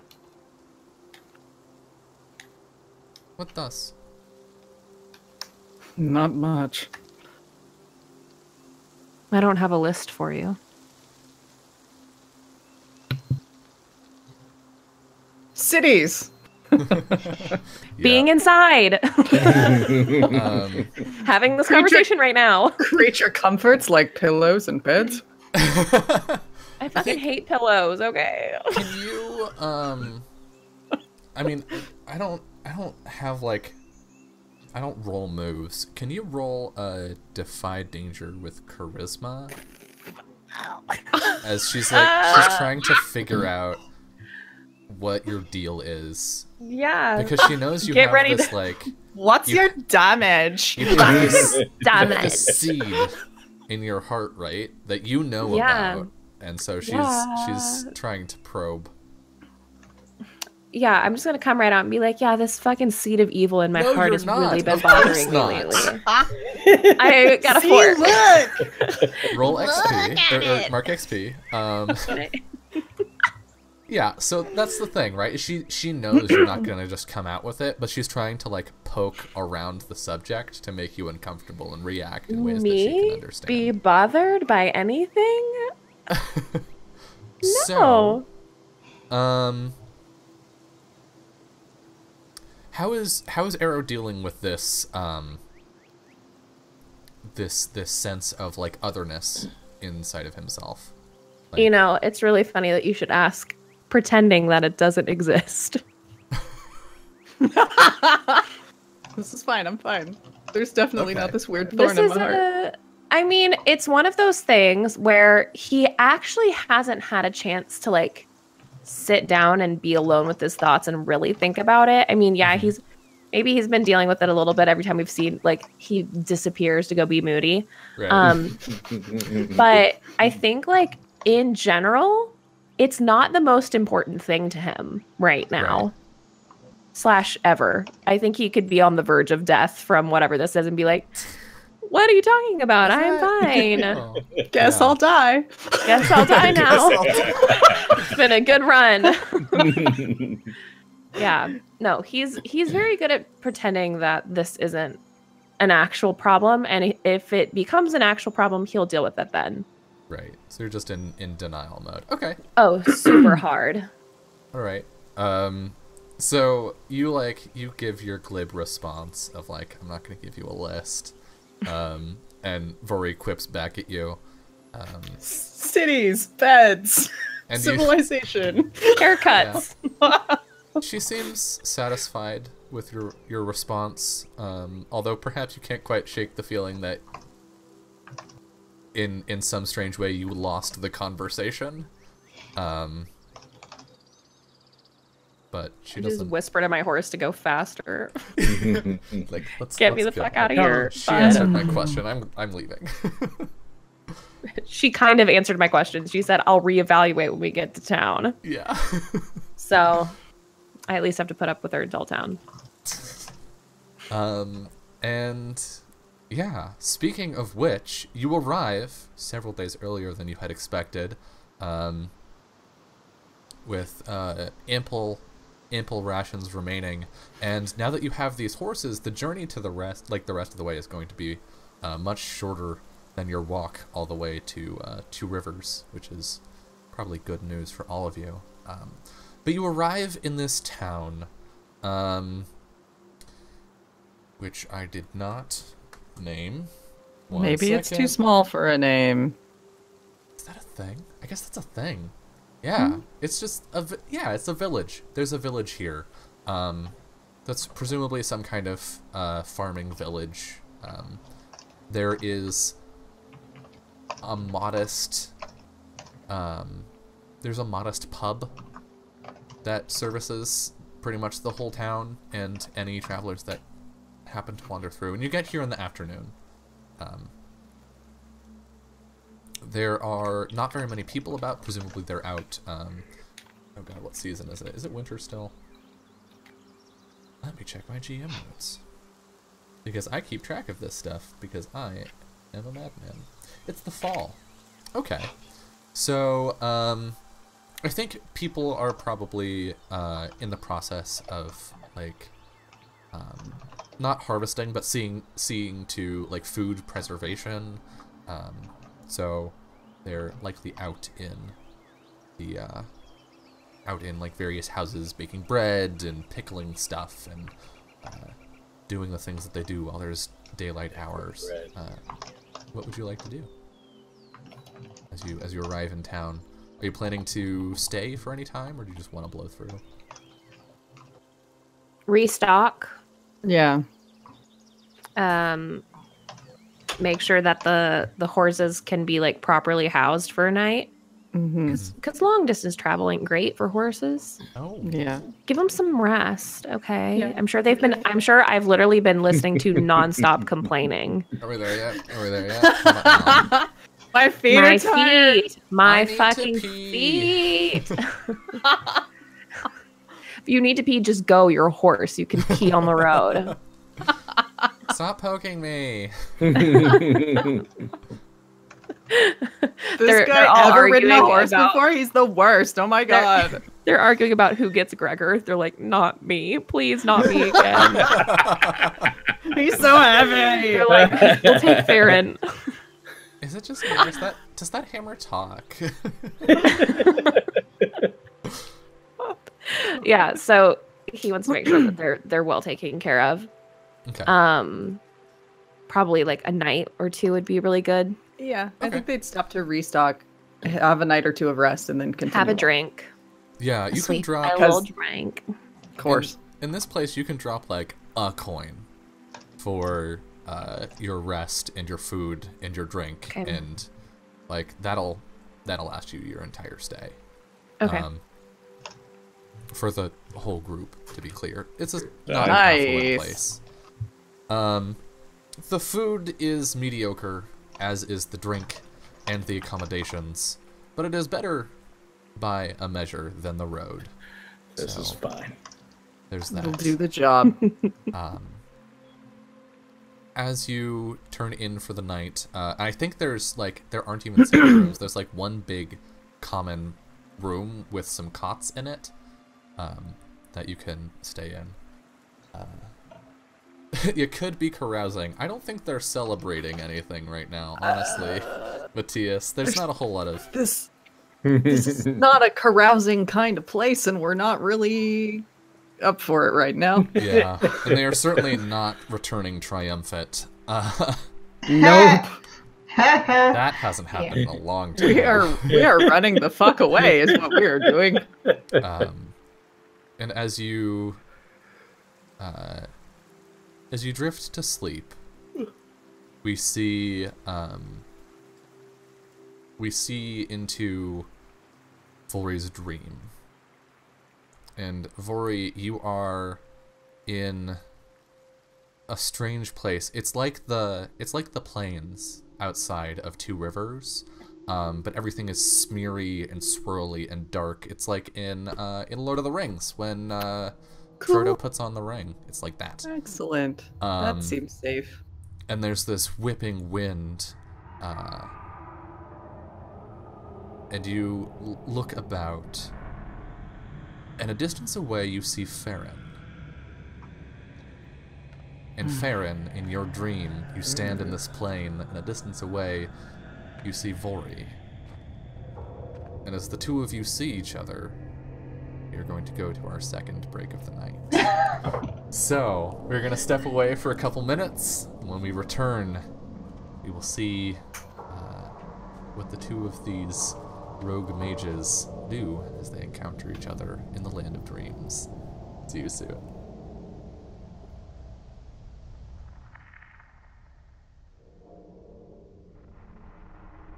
Hello, and welcome back to episode 12 of From Dust. Tingles, thank you so much for the raid.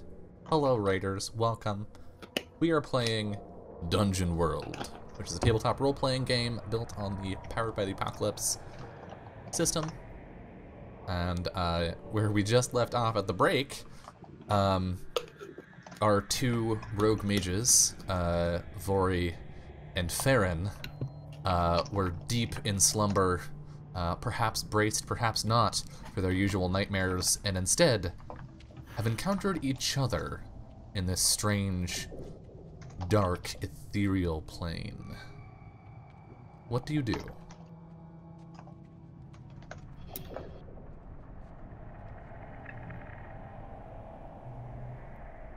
Boy. Vori's just going to approach with caution and keeping a lookout around the area. Oh. This is different. Right. Well, I don't like the look of this. Well, it's quite ominous if I say so myself. And not the first time it's happened, I wager, to you or... Yes? Right after that thing first showed up.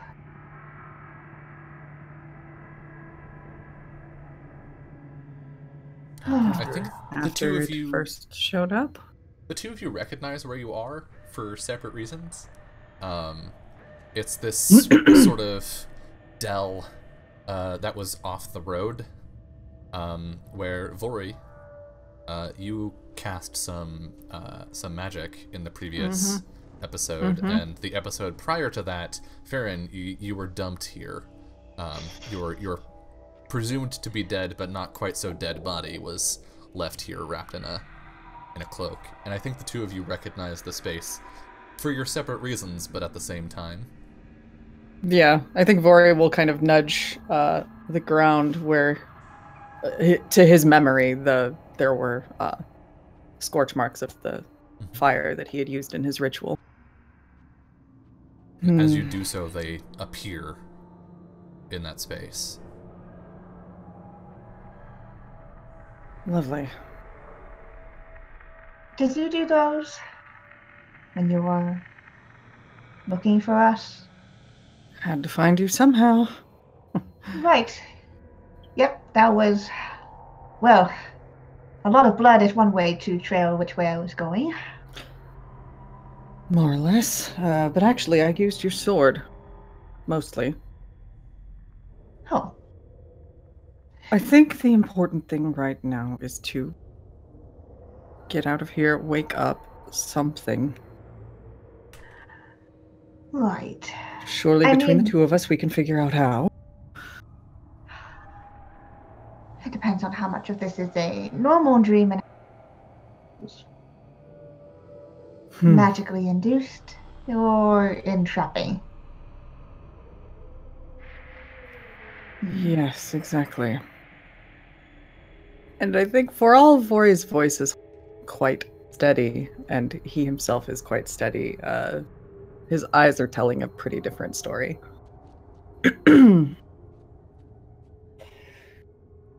Well then,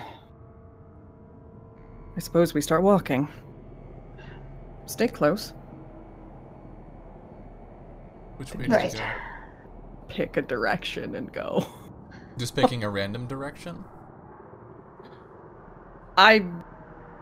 It's a dell, so whatever direction they It's- came in before or left or whatever. So you head back toward the road to follow that off? Yeah, effectively, yes.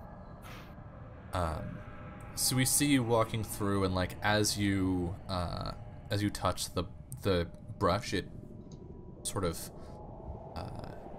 fades away into smoke, and then reforms as you pass by. Yeah, he's going at a very brisk pace. Okay, yeah. So we see this. Not like strolling.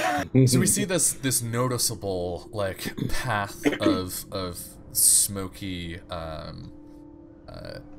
smoky plant life that fades away and then reforms in your wake. The wind is deafening even here amongst the trees, and then as you pass out onto the road, it pulls at the edges of your vest, and Farron at the sleeves of your shirt. And as you do, you hear a voice. Which way?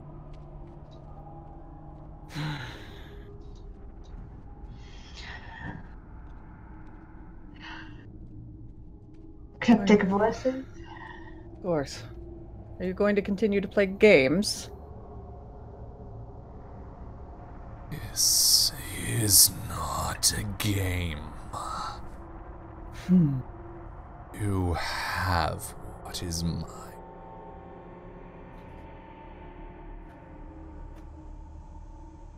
Beg your pardon. I don't even know who you are. You see your shadow stretching out away from you, and then rise in front of the two of you into the familiar coated shape of this shadowy humanoid creature, which you have seen many times chasing you in your dreams, only once in the waking world, when it murdered that mage in Two Rivers. And he looms over you. Your fire Oh, that's yours. want it back. You know, I never really wanted it in the first place. You could have asked nicely. Is that so? Well, he bends down toward you, his shapeless face coming a mere inch or two from yours. Perhaps I will take it back. He moves almost snake-like to the side to look over your shoulder past you at Farron. And what of your song? You'll have to be a little more specific about which one you're speaking of.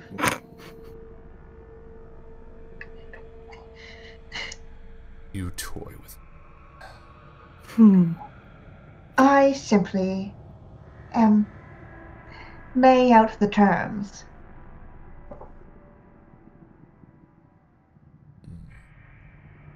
You are together. Still. Good. He pulls back. I will take from you both. Oh, no, I don't think you will. See, you're a little too late. You really should have arrived years ago. If you wanted it back. He looks around, and you feel like the ground underneath you moves. You like feel yourself holding still, but the world flies past you. He's gonna grab Farron to keep him set. Yeah, we both we probably just grab each other. Yeah, and both of you feel like you're not in motion, even though the world is in motion around you, and you rocket down the road through forests and valleys until you are standing in a dingy room full of cots. There you are. Thank you for this, Foy. You have been most helpful. Well, I'll have to avoid that in the future. You have no future, L'Oreal. I shall feast. And the two of you wake up. It is a bright, beautiful morning in this unnamed podunk village in the middle of nowhere. Birds chirp lively outside the window.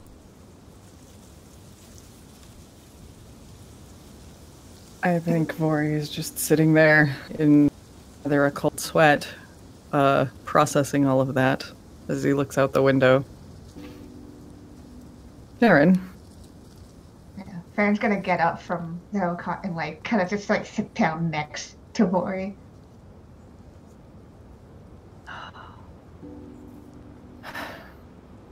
You all right? I'm fine. You're lying. I'm as fine as we can be, given the circumstances, but I think I'm a little more concerned about you. It literally just said it would eat you. Well, better one of us than both of us. Don't say that. I'll be fine. Not the worst I've dealt with. And no offense, but I think my abilities are a little more suited to dealing with a threat like that. Of course. You know what? That's entirely fair. I'm not really a battle-first person anyways. I mean, depending on the kind of high note you could strike, maybe you could deafen it. I don't know. But I mean, I could certainly try. But what do we do about the others? Gregor's like snoring happily a couple feet away. That's about right. Well, nice. We have been holding on to this for quite some time. Annika knows. She does. She talked to me about it earlier. She seems very astute at seeing such things in people. It seems I underestimated her, but I suppose that was my mistake.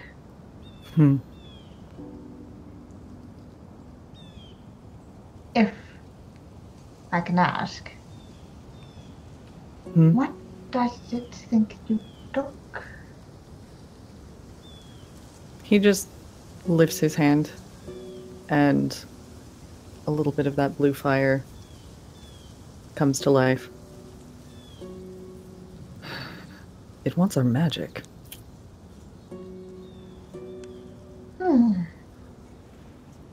I don't know why. To consume it. Apparently.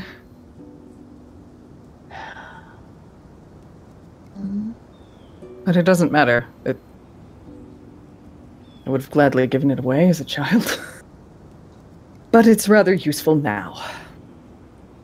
In its way. Yes. It seems it's not going to stop with the two of us, so the answer is to stop it.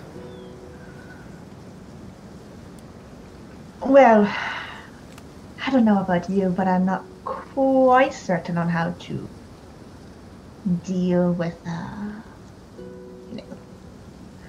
large, faceless, shadowy thing from another realm. Oh, you know, that's my typical weekend. It'll be fine.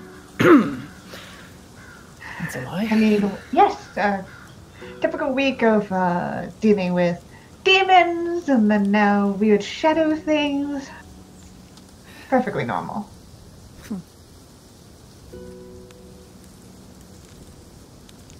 Well, at least I have to try. It's not going to stop, so what else can we do? And I think I did something that made it worse.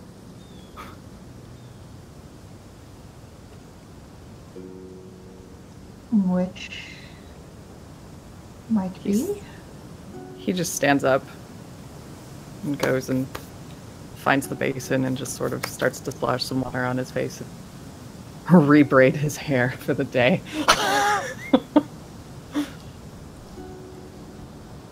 And not answer. Ah, the good old Vori switcheroo. Yeah. It's like, I'm done with this conversation. I'm going to braid my hair. Yeah, Farron absolutely knows this is what happened. Mhm. It's just like shrugs. Alright, would y'all like to purchase more rations while you're here? Oh, hell yeah. Give me them rations. I'm gonna double check how much they cost, but I don't think it's super Cheap. a lot. Hey, this game has price for carts. Ooh. What do you know?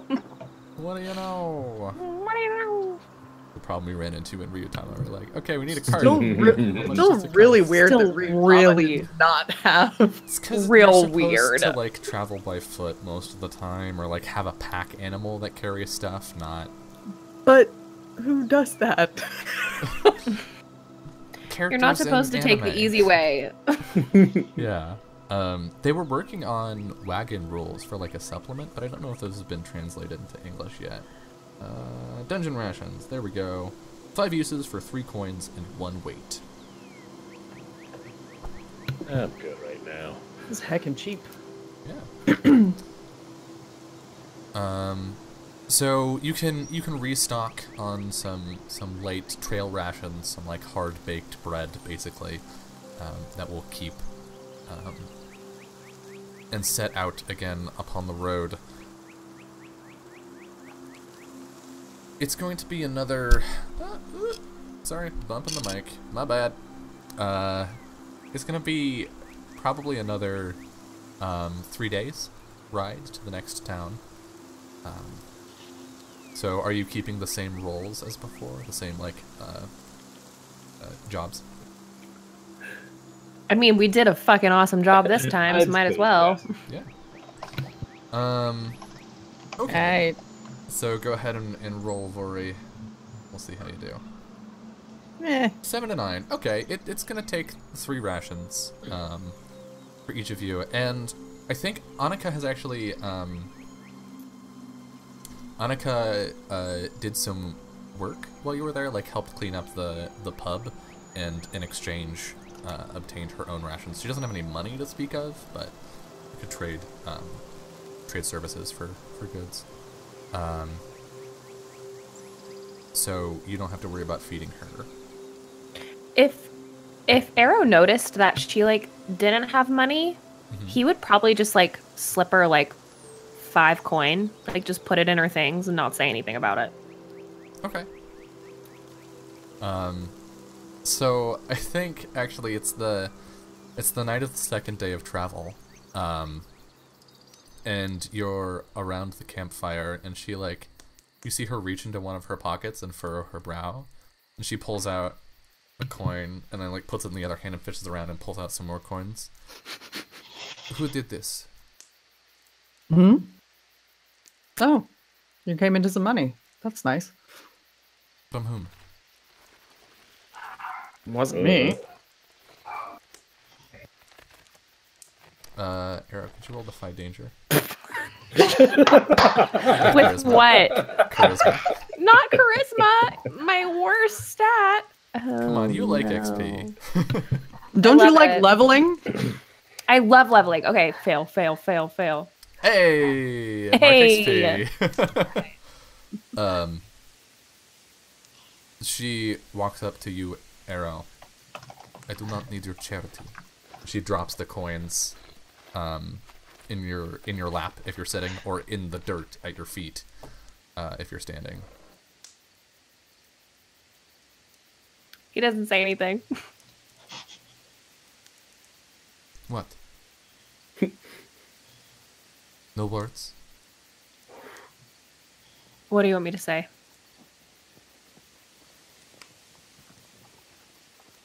I'm not Wait. going to apologize. You cannot buy me, half-elf. What do you mean by you? Are you standing or sitting? Sitting. Okay. She gestures to the coins in your lap. Please. I can earn my place. I don't need it.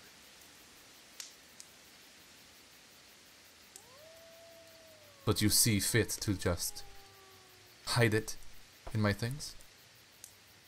Would you have accepted it if I outright gave it to you?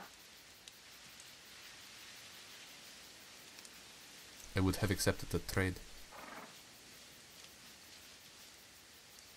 And she, like, looks you up and down, sort of with, like, a note of scorn, I think, which you so desperately need. I don't know what you're talking about. Of course not. Because you do not speak to each other. And she, like, steps back from you and, like, looks at the four of you. Each of you has a piece of what is happening. Each of you wants to help each other, but does not want help for yourself. And so you sit here, around this fire, every night, and say nothing.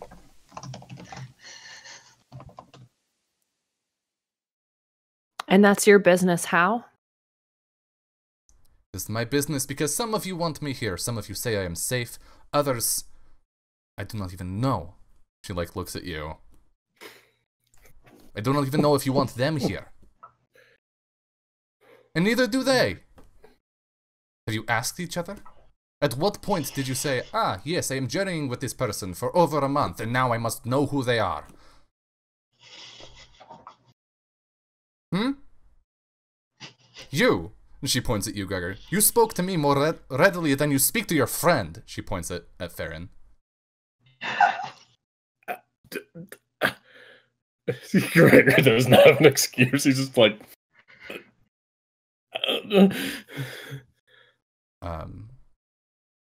And I think, as she is saying this, the fire dims?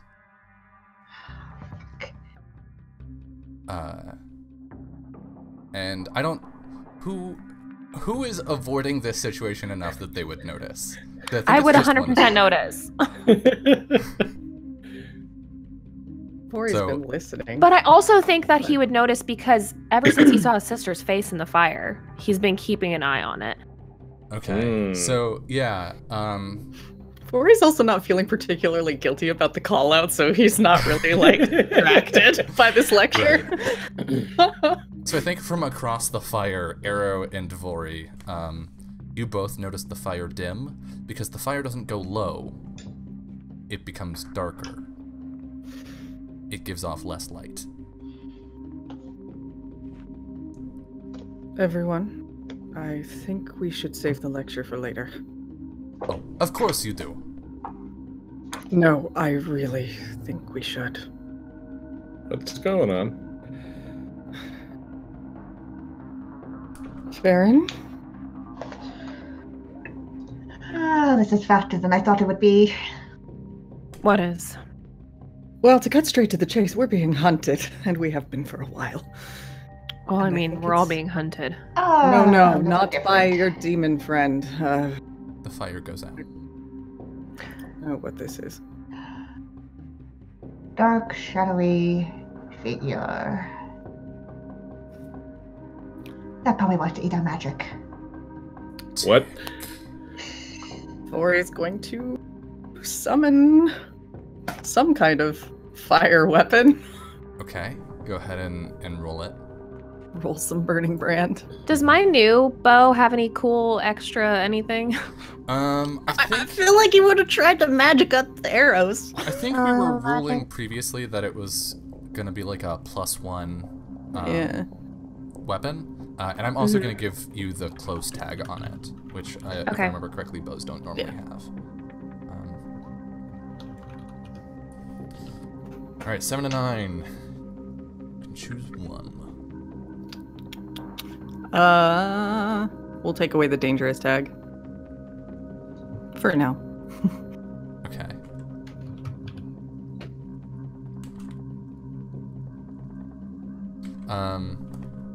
So we see the blue fire of Vori's weapon illuminate him, like illuminating you from below, and casting these cold shadows across the campsite. And from the other side, you hear talk.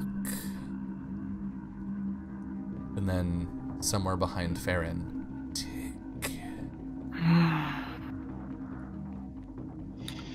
Guys. Run, but be prepared to fight. You cannot run. I'm not running. If you want me, you can fucking come and get me. Well, if you're not running, neither are we. No, you're going to. This isn't your fight. And Farron's not fit for fighting right now, so that... Nope, nobody is getting anybody right now. My fight back home isn't your fight. Not really the time for the conversation. Where are you? And he's sort of casting about using the flame as a light to try and see. Yeah, so if you will recall, when you encountered him in the waking world before, only Vori was able to see him previously. And again, only Vori and Farron see this creature as it rises up. The shadow cast from your flame, flickering out behind Gregor, rises and reaches one hand across Gregor's chest. Gregor, you do not notice this, as it pulls itself into sort of the ring of light. The light, instead of pushing back the shadow, being pushed back by the shadow. Farron, what do you do?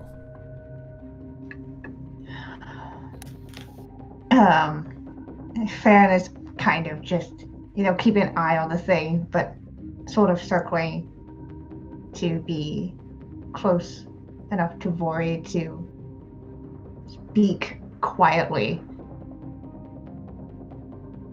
I do not know if you can win this fight.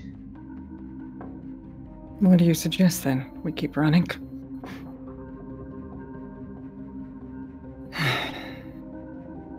It's getting a little tiresome, I think. Gregor, you hear a voice, like, speaking into your ear. You poor weak thing. Cannot even see me. And you feel, like, the light dragging of, like, sharp points across your shirt. And you see, like, the fabric moving, but you can't see anything there. Guys? Vori's gonna run at that thing and slap it with fire. Alright. I've got my cool new bow. Or try to basically, like, push it away off of Gregor with a flaming hand. Several things happen at once. We see Arrow, like, spinning up from a sitting position and knocking an arrow in one fluid motion. We see Annika, a small, like, paring knife flashing into her hand, cutting her palm open. And we see Vori just leaping at Gregor with this fiery weapon, like, glowing around his hand. And Vori, I'm gonna need you to roll hack and slash. Nuki.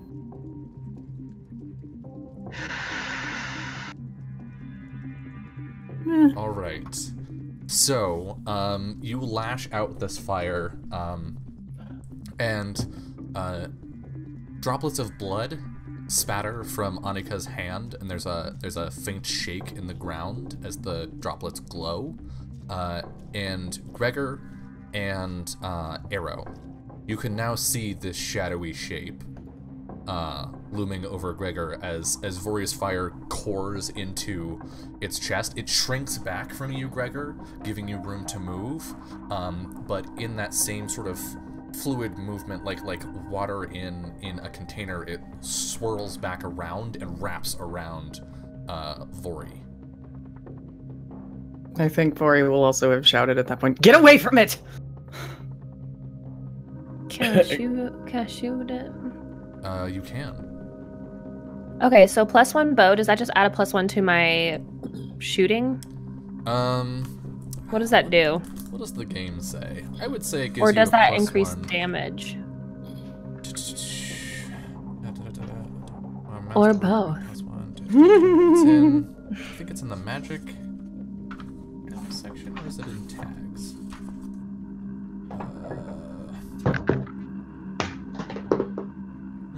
Plus N. It's usually plus N damage. So yeah, I think this is it's +1 to damage. Okay. So I just roll the same damage, but it'll always be +1? Yeah. Okay. Yeah, then I'm gonna shoot at it. Okay. Would you say that it is surprised or defenseless? Neither of those. Cool. Okay, I'm just gonna shoot it then regular style. Oh, also I'm going to. Oh no, just kidding.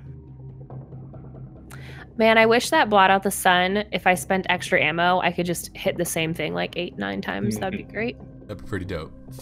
That'd be pretty dope. Alas. But sadly, I am out of luck. Okay, here we go. Volley. 9. 7 to 9. Deal your damage and choose one. You have to move to get the Well, shot, 10. placing you in danger. Oh, 10. Oh, no. No, Just it's kidding. No, 9. no, no. It's 9. No, It's plus just 1 to damage. Yeah. You have to move to get the shot, placing you in danger of the GM's choice. You have to take what you can get and minus 1d6 to damage, or you have taken several shots, reducing your ammo by 1.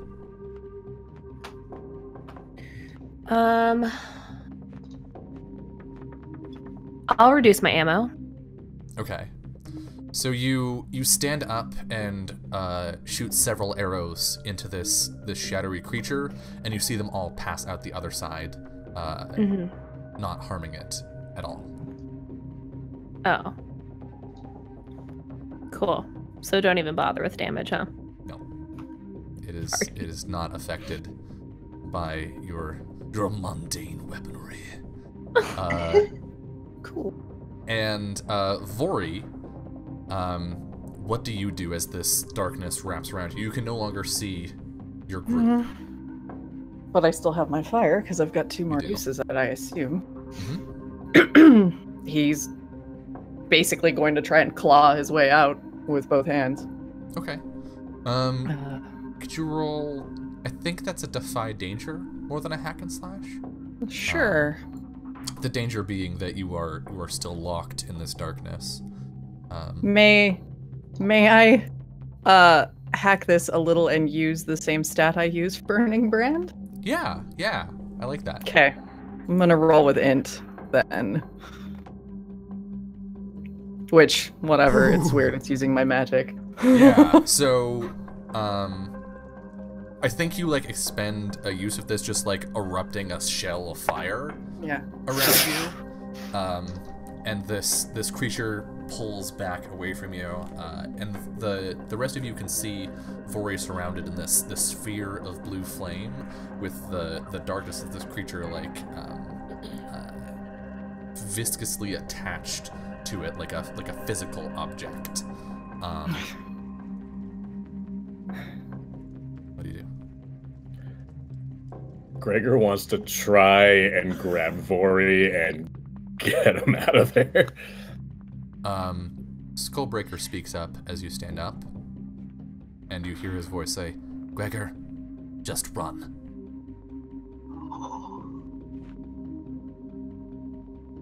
This is not a fight we can win. You want more of that? He's saying that to the creature. And like the rest of you can see the fire from sort of the back of the sphere melting away as it drains into this creature. Get out of here, you idiots! You have more important things to do!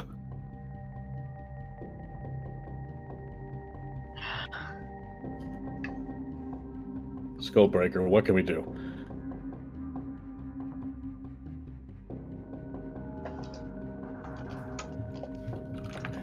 We can go. He's He's capable. He can escape. He'll meet us later. We need to go.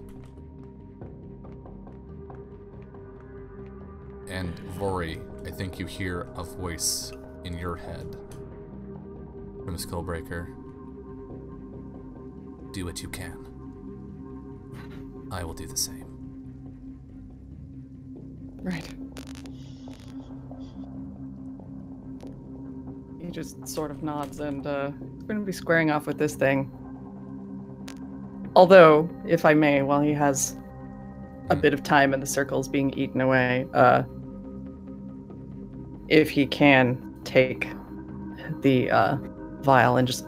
He's going to wrap it up in the scarf and cast it back to where they are, toward Arrow. Take that with you.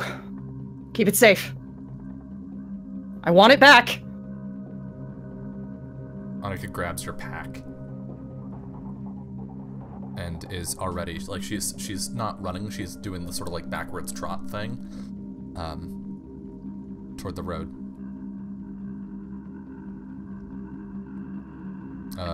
Farron, what do you do? I turn to the two. We have to go.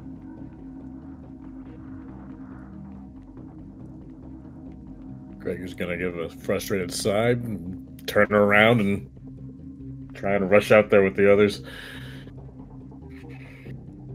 Aaron, you have this scarf at your feet. Yeah, he picks it up. Oh man, he's very hesitant to leave. Aaron is going to place a hand on Arrow's shoulder. Justin, Voy. Yeah, he nods and yells out to Vori, "We'll meet you at the road." He waves. Just... Aaron will be the last Right. one, just by a moment. Don't let that darkness snuff out that light. I've got this, I think. And well, if not, your stories will burn bright. I'm gonna turn and follow the rest of the group. Your actions are futile, Vori. And he pulls back away from you, giving you some room. No longer pressing into your magic. I will find them. I rather don't think you will. I don't plan to let either of us leave. He begins to circle you now. The like last flickering fire of your burning brand dropping low as you feel it weakening. Is that so?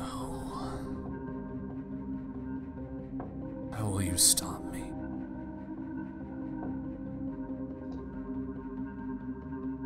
Well, for starters, going to use, if I can defuse that last one and call up another one. Okay. You can.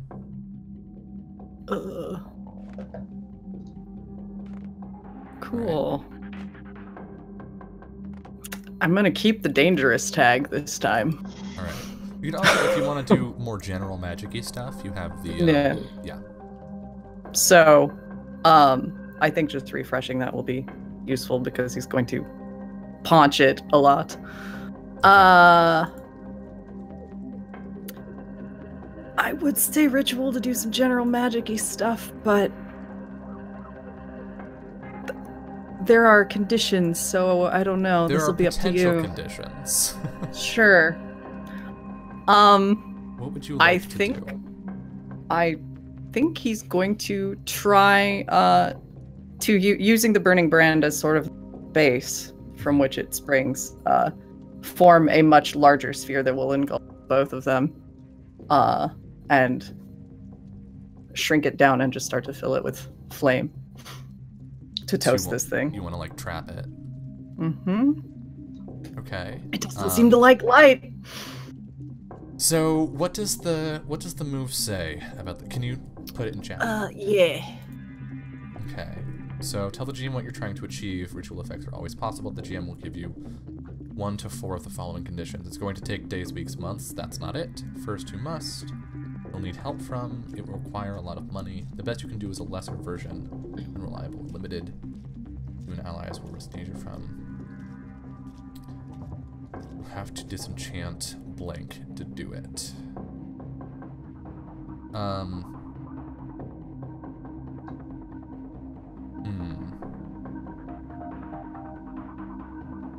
I think, sort of the best you can do is a lesser version, unreliable and limited, in that, you can dig deep into magics that are not your own, magics that you read about in a book once, back in Rookdale, that do things with the soul that are not meant to be done. Okay. And you can sacrifice, in a sense, yourself to impose your will upon this creature. Sounds good. So He will start doing that. So we see you, like, turn this burning brand toward the ground, as the fire spreads around you and fills this clearing in, drawing out these intricate arcane patterns, that turn the grass to ash and begin to catch the trees around you. And the creature sort of pulls back, like, up into the air to get away from it, and loom directly over you. What is this? Just a little something to keep you busy. Hopefully forever. Desperation cannot save you. Really? It's worked before. And You're not hurting them. It comes down, both of its shadowy hands wicking away at the fire as it holds onto your shoulders, and pulls close. I will still feed. I hope you choke on it. Are those Voray's last words? He's gonna stab the last bit of sigil into the ground. And I think with that it will go alight. We cut to the party running through the woods and out onto the road, and behind you an enormous pillar of blue flame reaches into the sky. You hear this ethereal voice echoing off the landscape as it screams in agony and frustration. And then silence.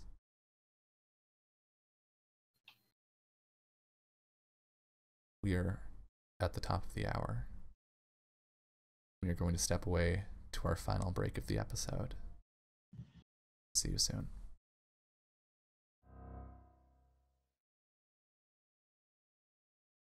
Welcome back to final hour of episode 12 of From Dust.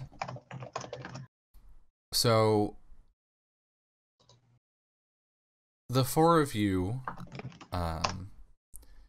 see this pillar of flame, and then a couple seconds later, there's sort of like a shockwave that passes through, lifting up like the leaves and dirt, and like rattling the branches, and then it just sort of becomes quiet. What do you do? Just immediately start going back. I do not think we should go back. What if it is still there? What if it's still there? What do we do about it? We fight? You saw how your arrow just went through it. I don't think we can fight it, still Arrow. walking towards it.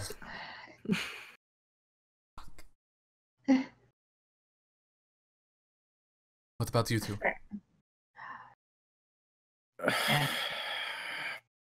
Not gonna let him go alone. Gregor will just begrudgingly start following. I am not going to die here. And she just, like, tosses Vori's pack to you, Gregor.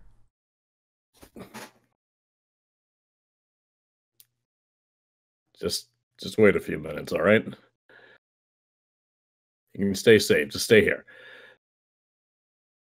I will wait 2 minutes, nothing more. Then we'll follow. What about you, Farron? I kind of look back to between the two. I'll be back very quickly. Right. Arrow, are you moving swiftly or carefully? Yes. Swiftly. Okay. So you break back into the clearing, and the trees, like some of the trees still have fire burning in them, like last motes of blue flame. But there's just like this perfect ashen circle that has burned away the clearing. And there's no evidence that anyone, besides obviously the fire, that anyone was here.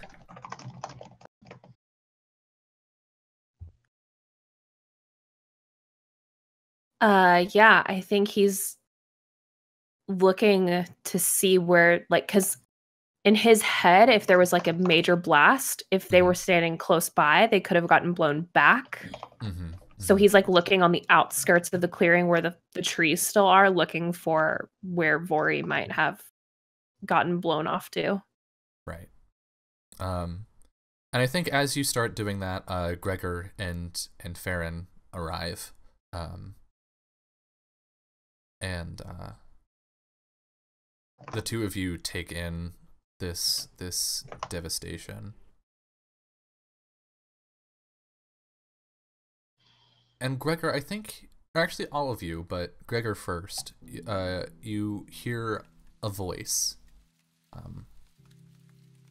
say, come on, it's dark, they won't see us now. And as you turn, like the forest falls away, and you're standing in a sort of Spartan stone room, and there are two small figures near you. There is a young boy in his, like, what, early preteens? Like 15 to 17. Okay. So a teenage Vori, so recognizably him, and just skinnier. a slightly older Rydia, with her glowing self, shaking Vori awake.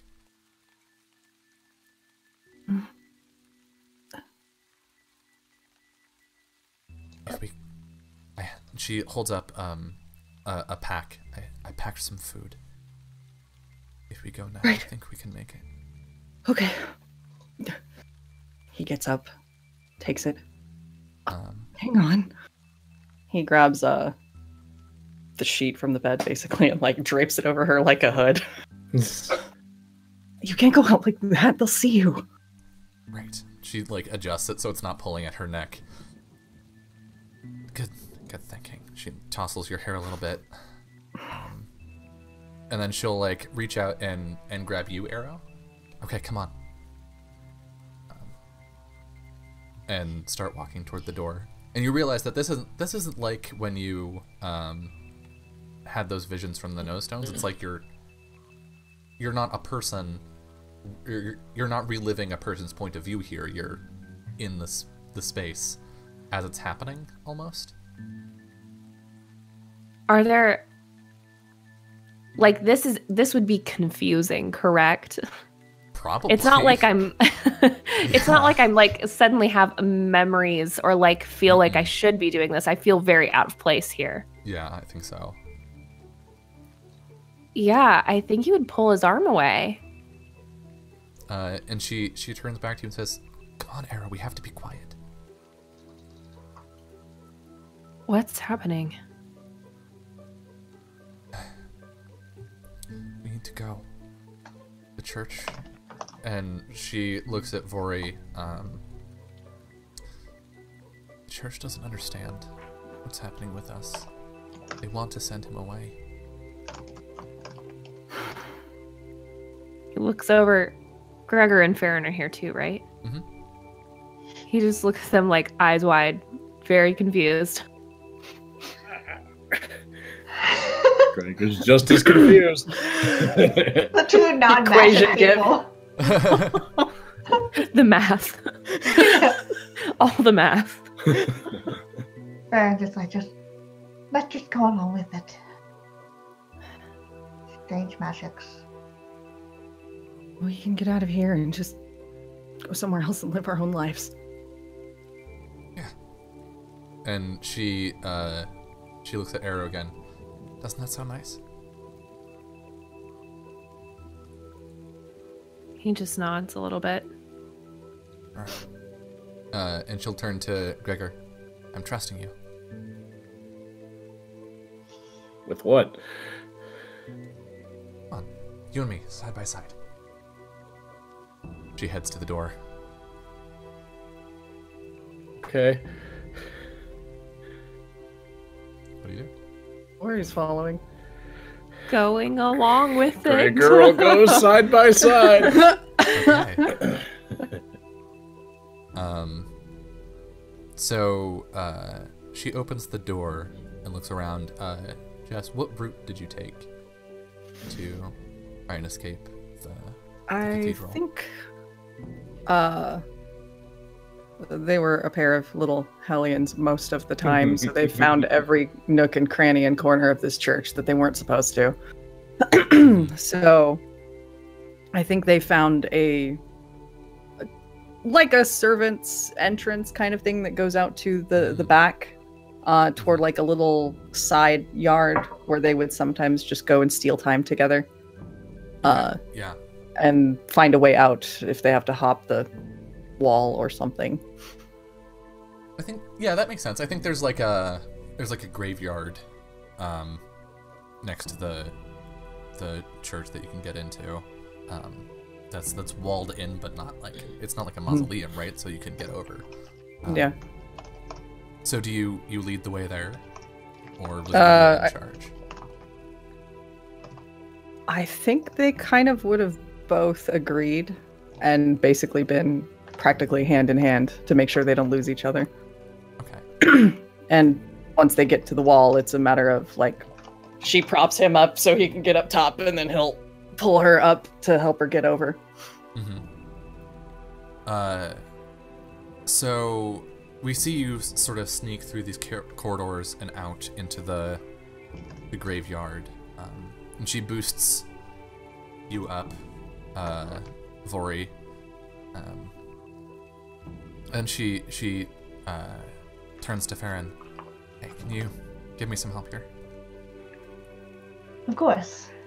What do you need me to do? What you always do.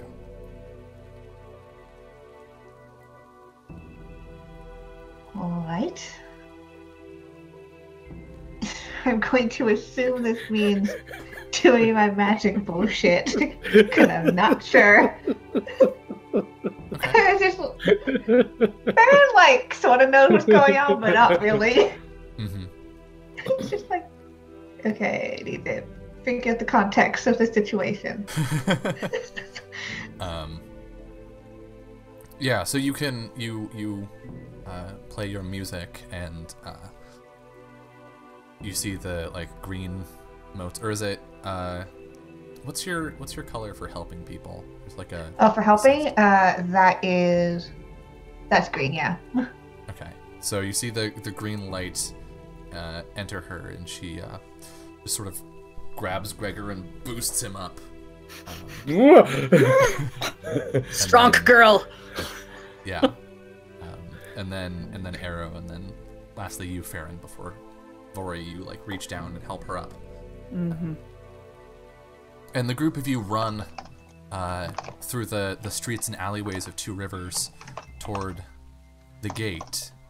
And as you step out of an alleyway into sort of this main road looking at the gate, you hear a voice call out, Viridius! Boreal! Shoot. Found us already? And there's a figure not far away, a paladin of the Green Hand, Legata Donovan. And he looks at the group of you. You should not be out this late. I think at this point Vori is holding on to Rydia's arm, but he's kind of more behind her. She tends to position herself in front of him. Yeah. What did Rydia say to try and defuse the situation?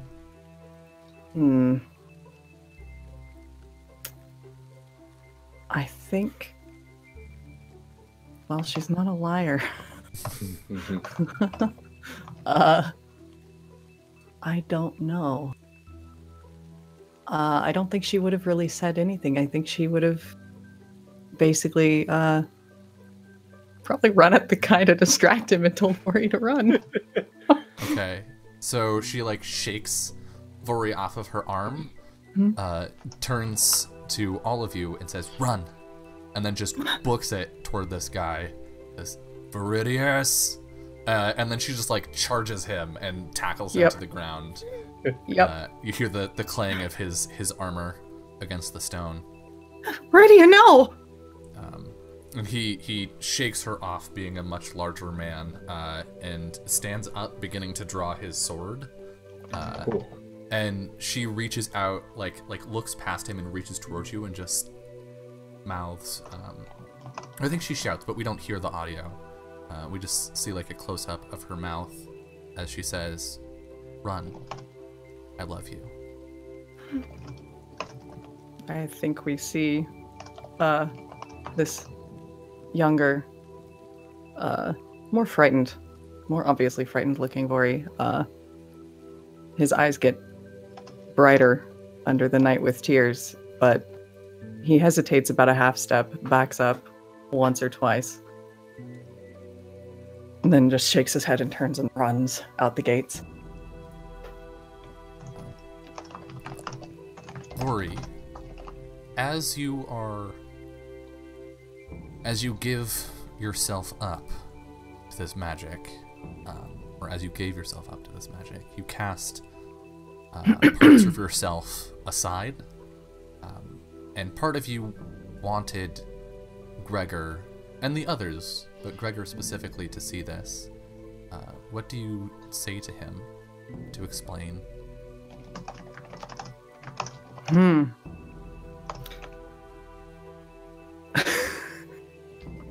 Sorry, Kiana.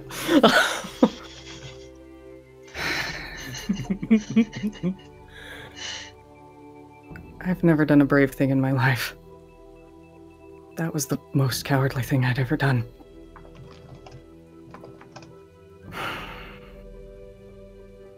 That was how she always was for me. For everyone, I think.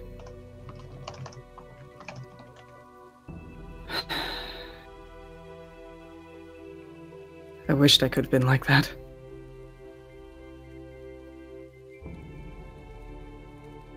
You were.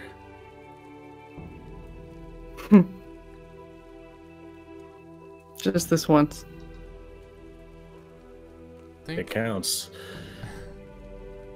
We see a couple flashes of Vori fighting demons in Brookdale, side by side with Gregor. Vori standing up for Farron and cutting his way and Arrow's way out of prison in the fortress, before we find ourselves in a strange sort of rustic village with snow falling outside. And we see Vori maybe a year older or so, as this strange man speaks to him. You have fire in you. Yes. Please do not be afraid. And he pulls up his sleeve, and you see sort of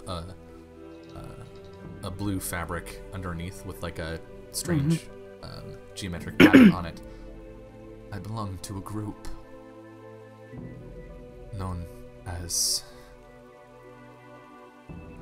the Ash. I've been looking for you. For what? This Vori looks considerably more ragged and just not great. The man looks to the three of you. Your friend is fire. It is a spark of the fire of life. I know it. That's bullshit. It's never done anything for me. Fire is a gift. And he grabs onto your shoulders. Please, just go up the mountain. Find the Unclum. They will tell you everything you need to know. You will be safe there, I promise. Is there food? Of course there is. We have hid there for centuries. None the wiser. No one knows. But we have seen bonds, the world. Magi? No, the bonds, Magi. They wish they knew where we were. They wish they had the secrets we have seen from up on the mountain.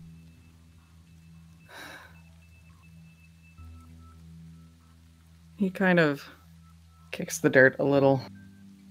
And just sort of looks around, looks in the general direction of that mountain. What have I got to lose, I guess? Who are you? Does it matter? I am just one bit of ash. But when you get there, there are people that will want to speak with you. Friends. Look for Silver Elf Fontaine. She will know what you need to know. Silverell? Yes. Alright, fine. He steps back, seemingly pleads. May the fire pass in your wake.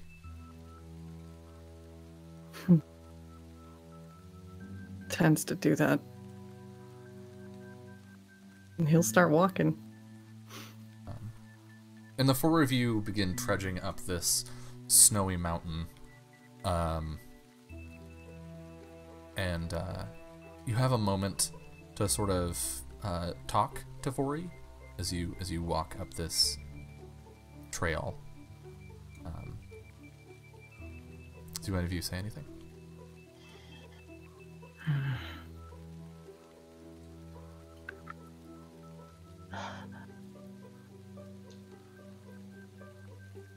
I imagine this journey is also doesn't look like an easy one because he's still kind of a skinny kid at this point. It's not an easy path either.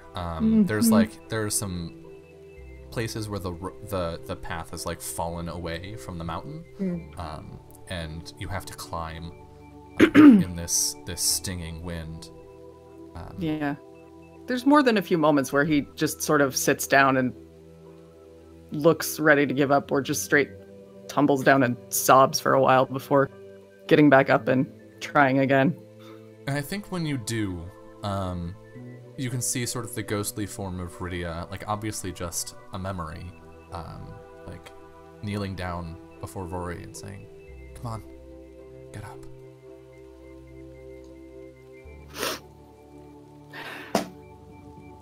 Right. Dusts himself off as always and keeps going.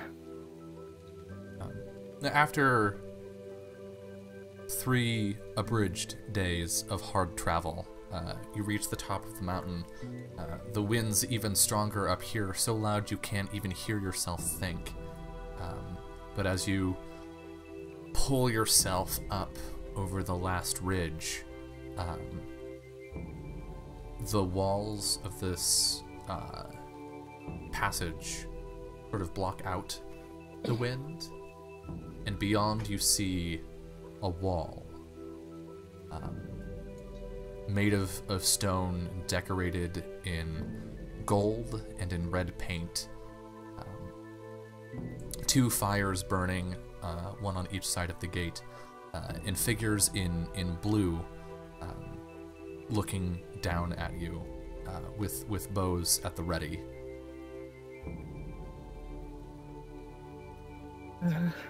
Name yourself. A man at the bottom of the mountain told me to come here. Said I had the fire in me. You hear the creak of a bowstring. He said, Silver Fontaine. I'm supposed to talk to them. How do you know Silvara? I don't. That's just the name he gave me. He was wearing clothes like you. Sort of. Look! 2 guards. And he'll just summon the blue fire into his palm. Just a tiny one. How much control of your fire did you have at that age? Not a lot. If he made it any bigger than, like, basically a lighter, it would risk being out of control. But he could do, like, a tiny flicker at very least. Okay. So I think you draw this moat, and they, like, look at you in shock, and perhaps you have to hold it for a little longer than you're used to. And he's like straining, and the hand that's holding it is starting to shake, as if it takes a great effort. And as you snuff the fire, go, get Silvara. You. What is your name? Voriel. Oh yeah. Very well. And the gates begin to open. This memory, this moment, you cast toward Arrow. What did you want him to learn here? What did you want to say to him?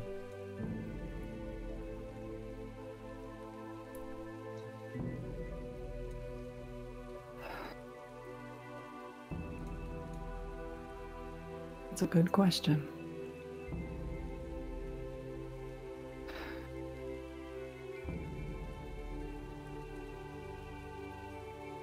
I tried to survive on my own.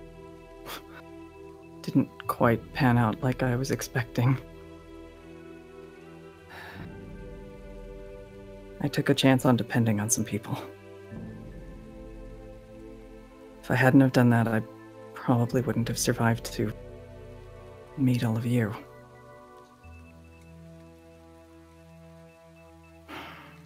It was just a temporary thing, but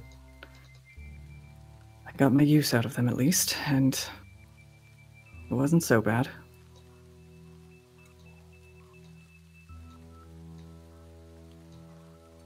It's okay to take help when you need it sometimes.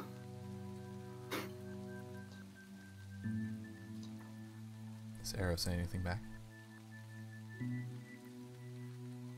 No, I don't think he can.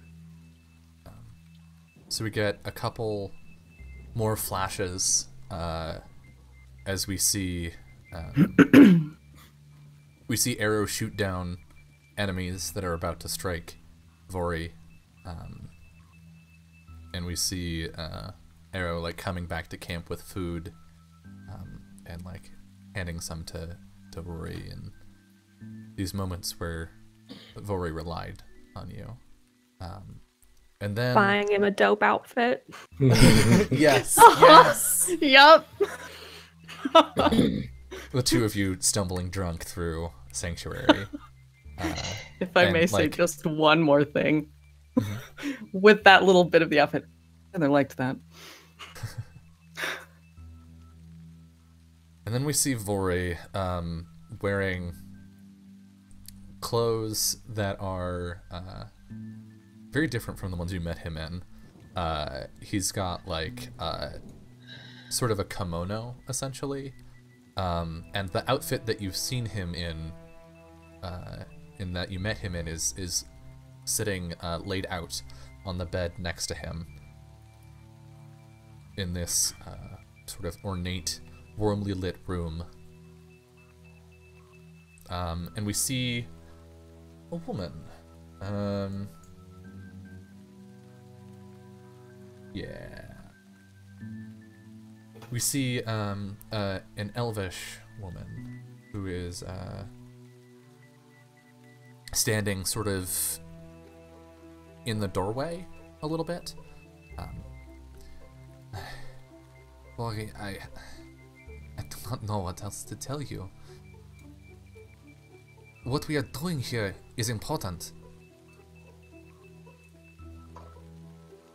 You believe it is? Of course.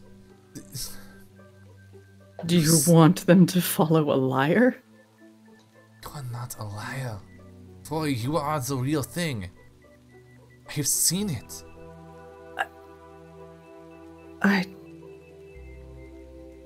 Maybe I am, but I just...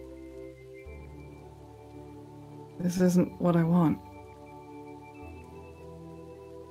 Well then. And she breaks eye contact with you, and sort of looks toward the floor. Is there nothing here for you?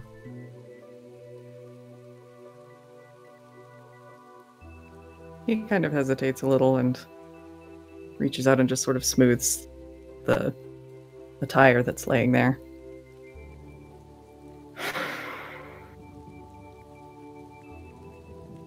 Not exactly, but it doesn't feel right to talk all of this up and act like I care enough about all of it to lead them along just because of one thing I might want. And he'll glance back at her. After all of this, after all you have been through, are you not allowed one bit of selfishness?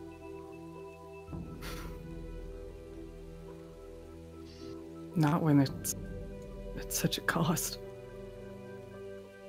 I see. Do you want them to follow a false prophet? I don't think that's the way you are. You're too faithful. I want them to follow you, the real prophet.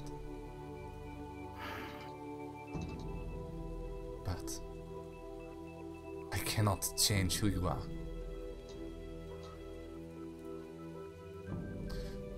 I will not tell Mira. I will not tell Etienne. But they will look for you, and I will not stop them. I wouldn't ask you to do that. But I appreciate you not telling Etienne.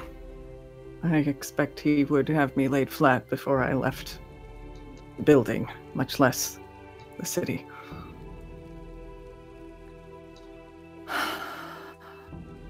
fire burn bright.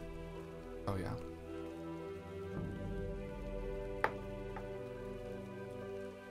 I know yours always does. You lead them just as well as anyone. Better than anyone. You don't really need me. I lead some better with you here. And she turns and walks away.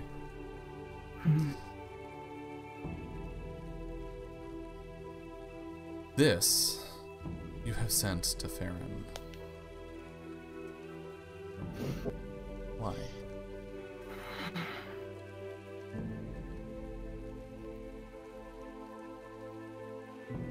I pretended to be very important once. As long as I was able. Tried to go along with it. Play their game. Be as nice as possible. Make sure everyone loved me so much. But I was unhappy. I was lost in there somewhere. I would recommend you don't lose yourself trying to be something to everyone else. It's very hard to untangle.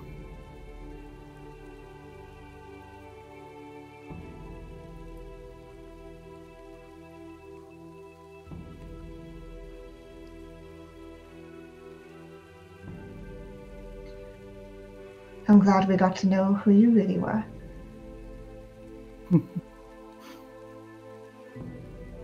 The stars will shine bright, my friends.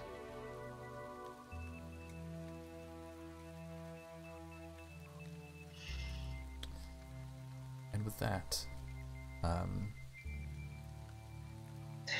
the world sort of falls away, and you're standing at the edge of this clearing. And you feel you have these memories, but Vori is gone.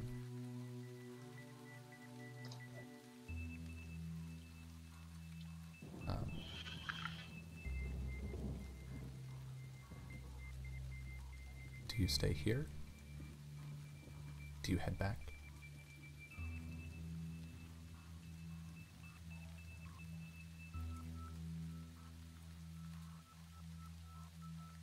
I think with the confirmation of what happened, Arrow would just turn and look at Farron and Gregor and just nod a little bit and then head back the way that they came from.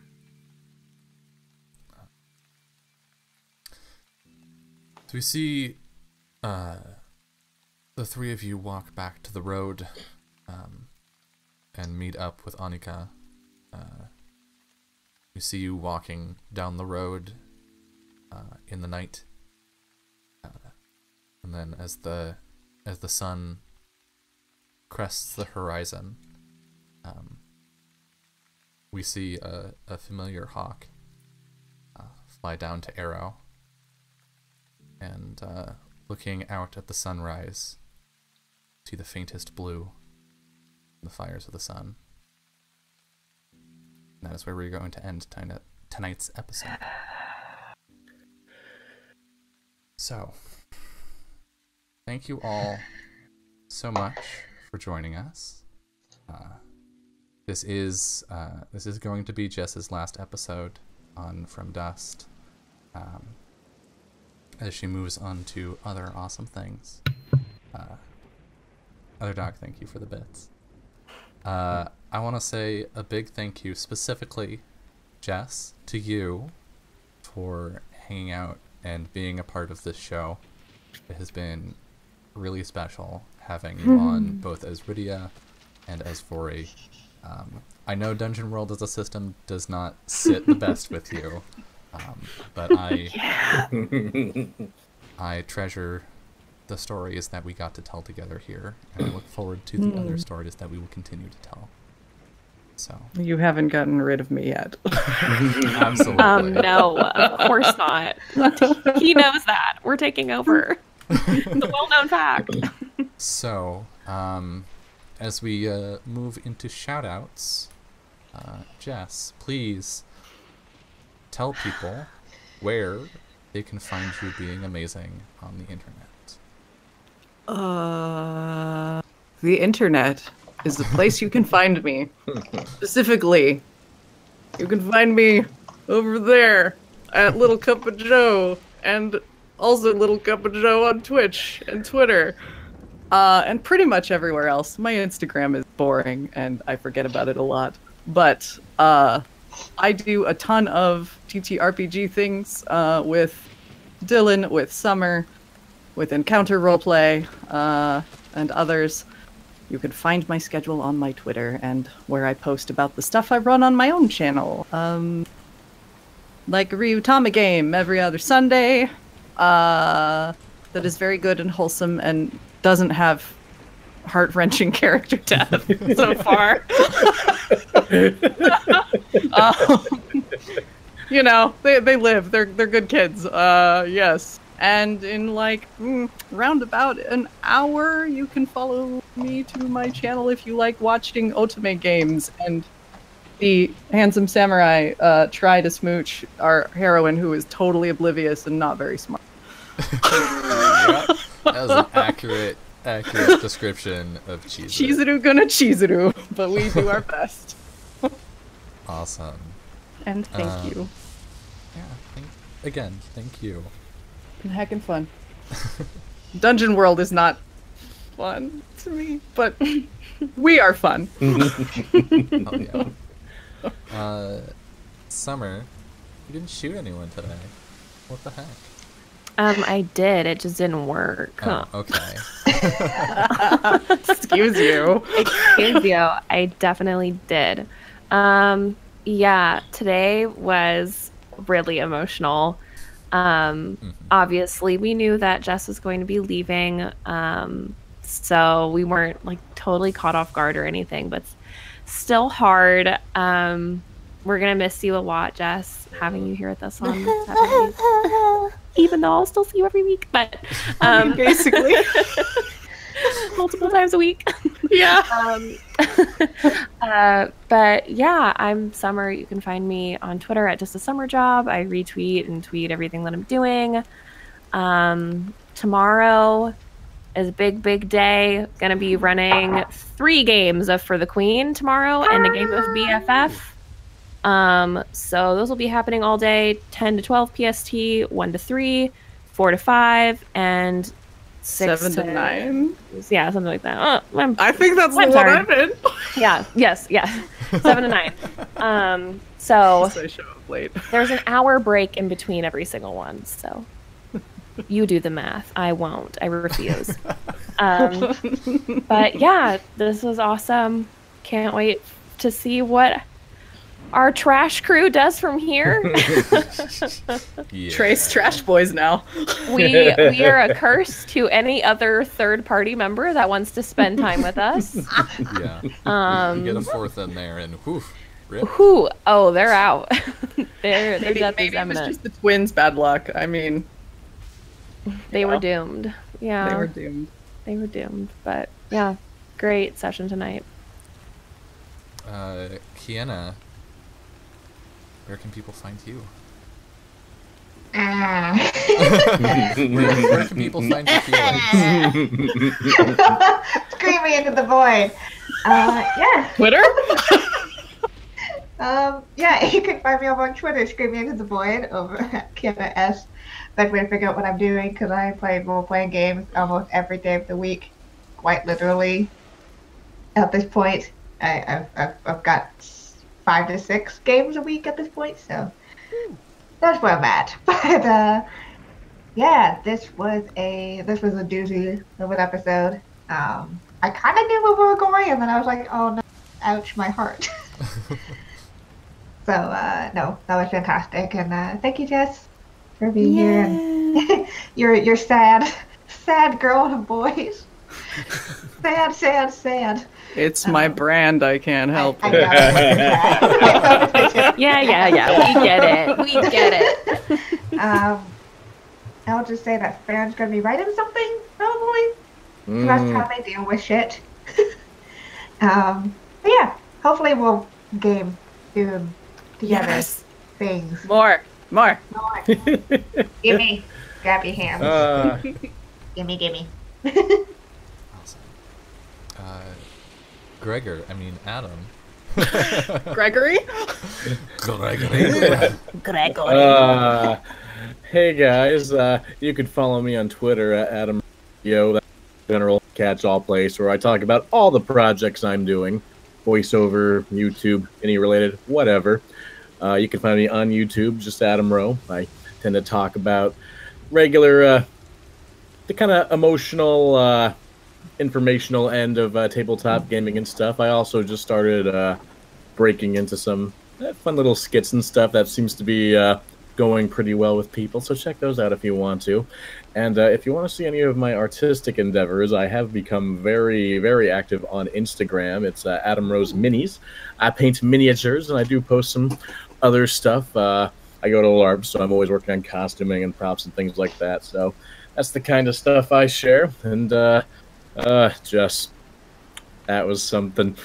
But I'll miss having you here. For any who know, Jess is literally the reason I'm here at the moment, in streaming and on From Dust. Yeah, she just absorbs me into stuff, and that's okay. More.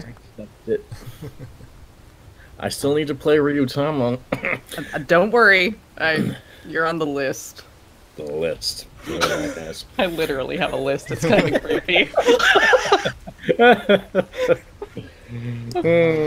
And yeah, I'm Dylan Grinder, aka Anarsis. You can find me here on Twitch and on Twitter and YouTube at Anarsis in all of the places. I am streaming every single day in January, so I will be live again tomorrow. I was planning at doing like 1 p.m. for some more I Am Setsuna, but my sleep schedule has gotten kind of fucked in the last few days, so we'll see. Twitter is the best place to keep track of when I'm going live with various games, and I've gotten real good at updating YouTube for the video game playthroughs, so you can catch up on that stuff on YouTube.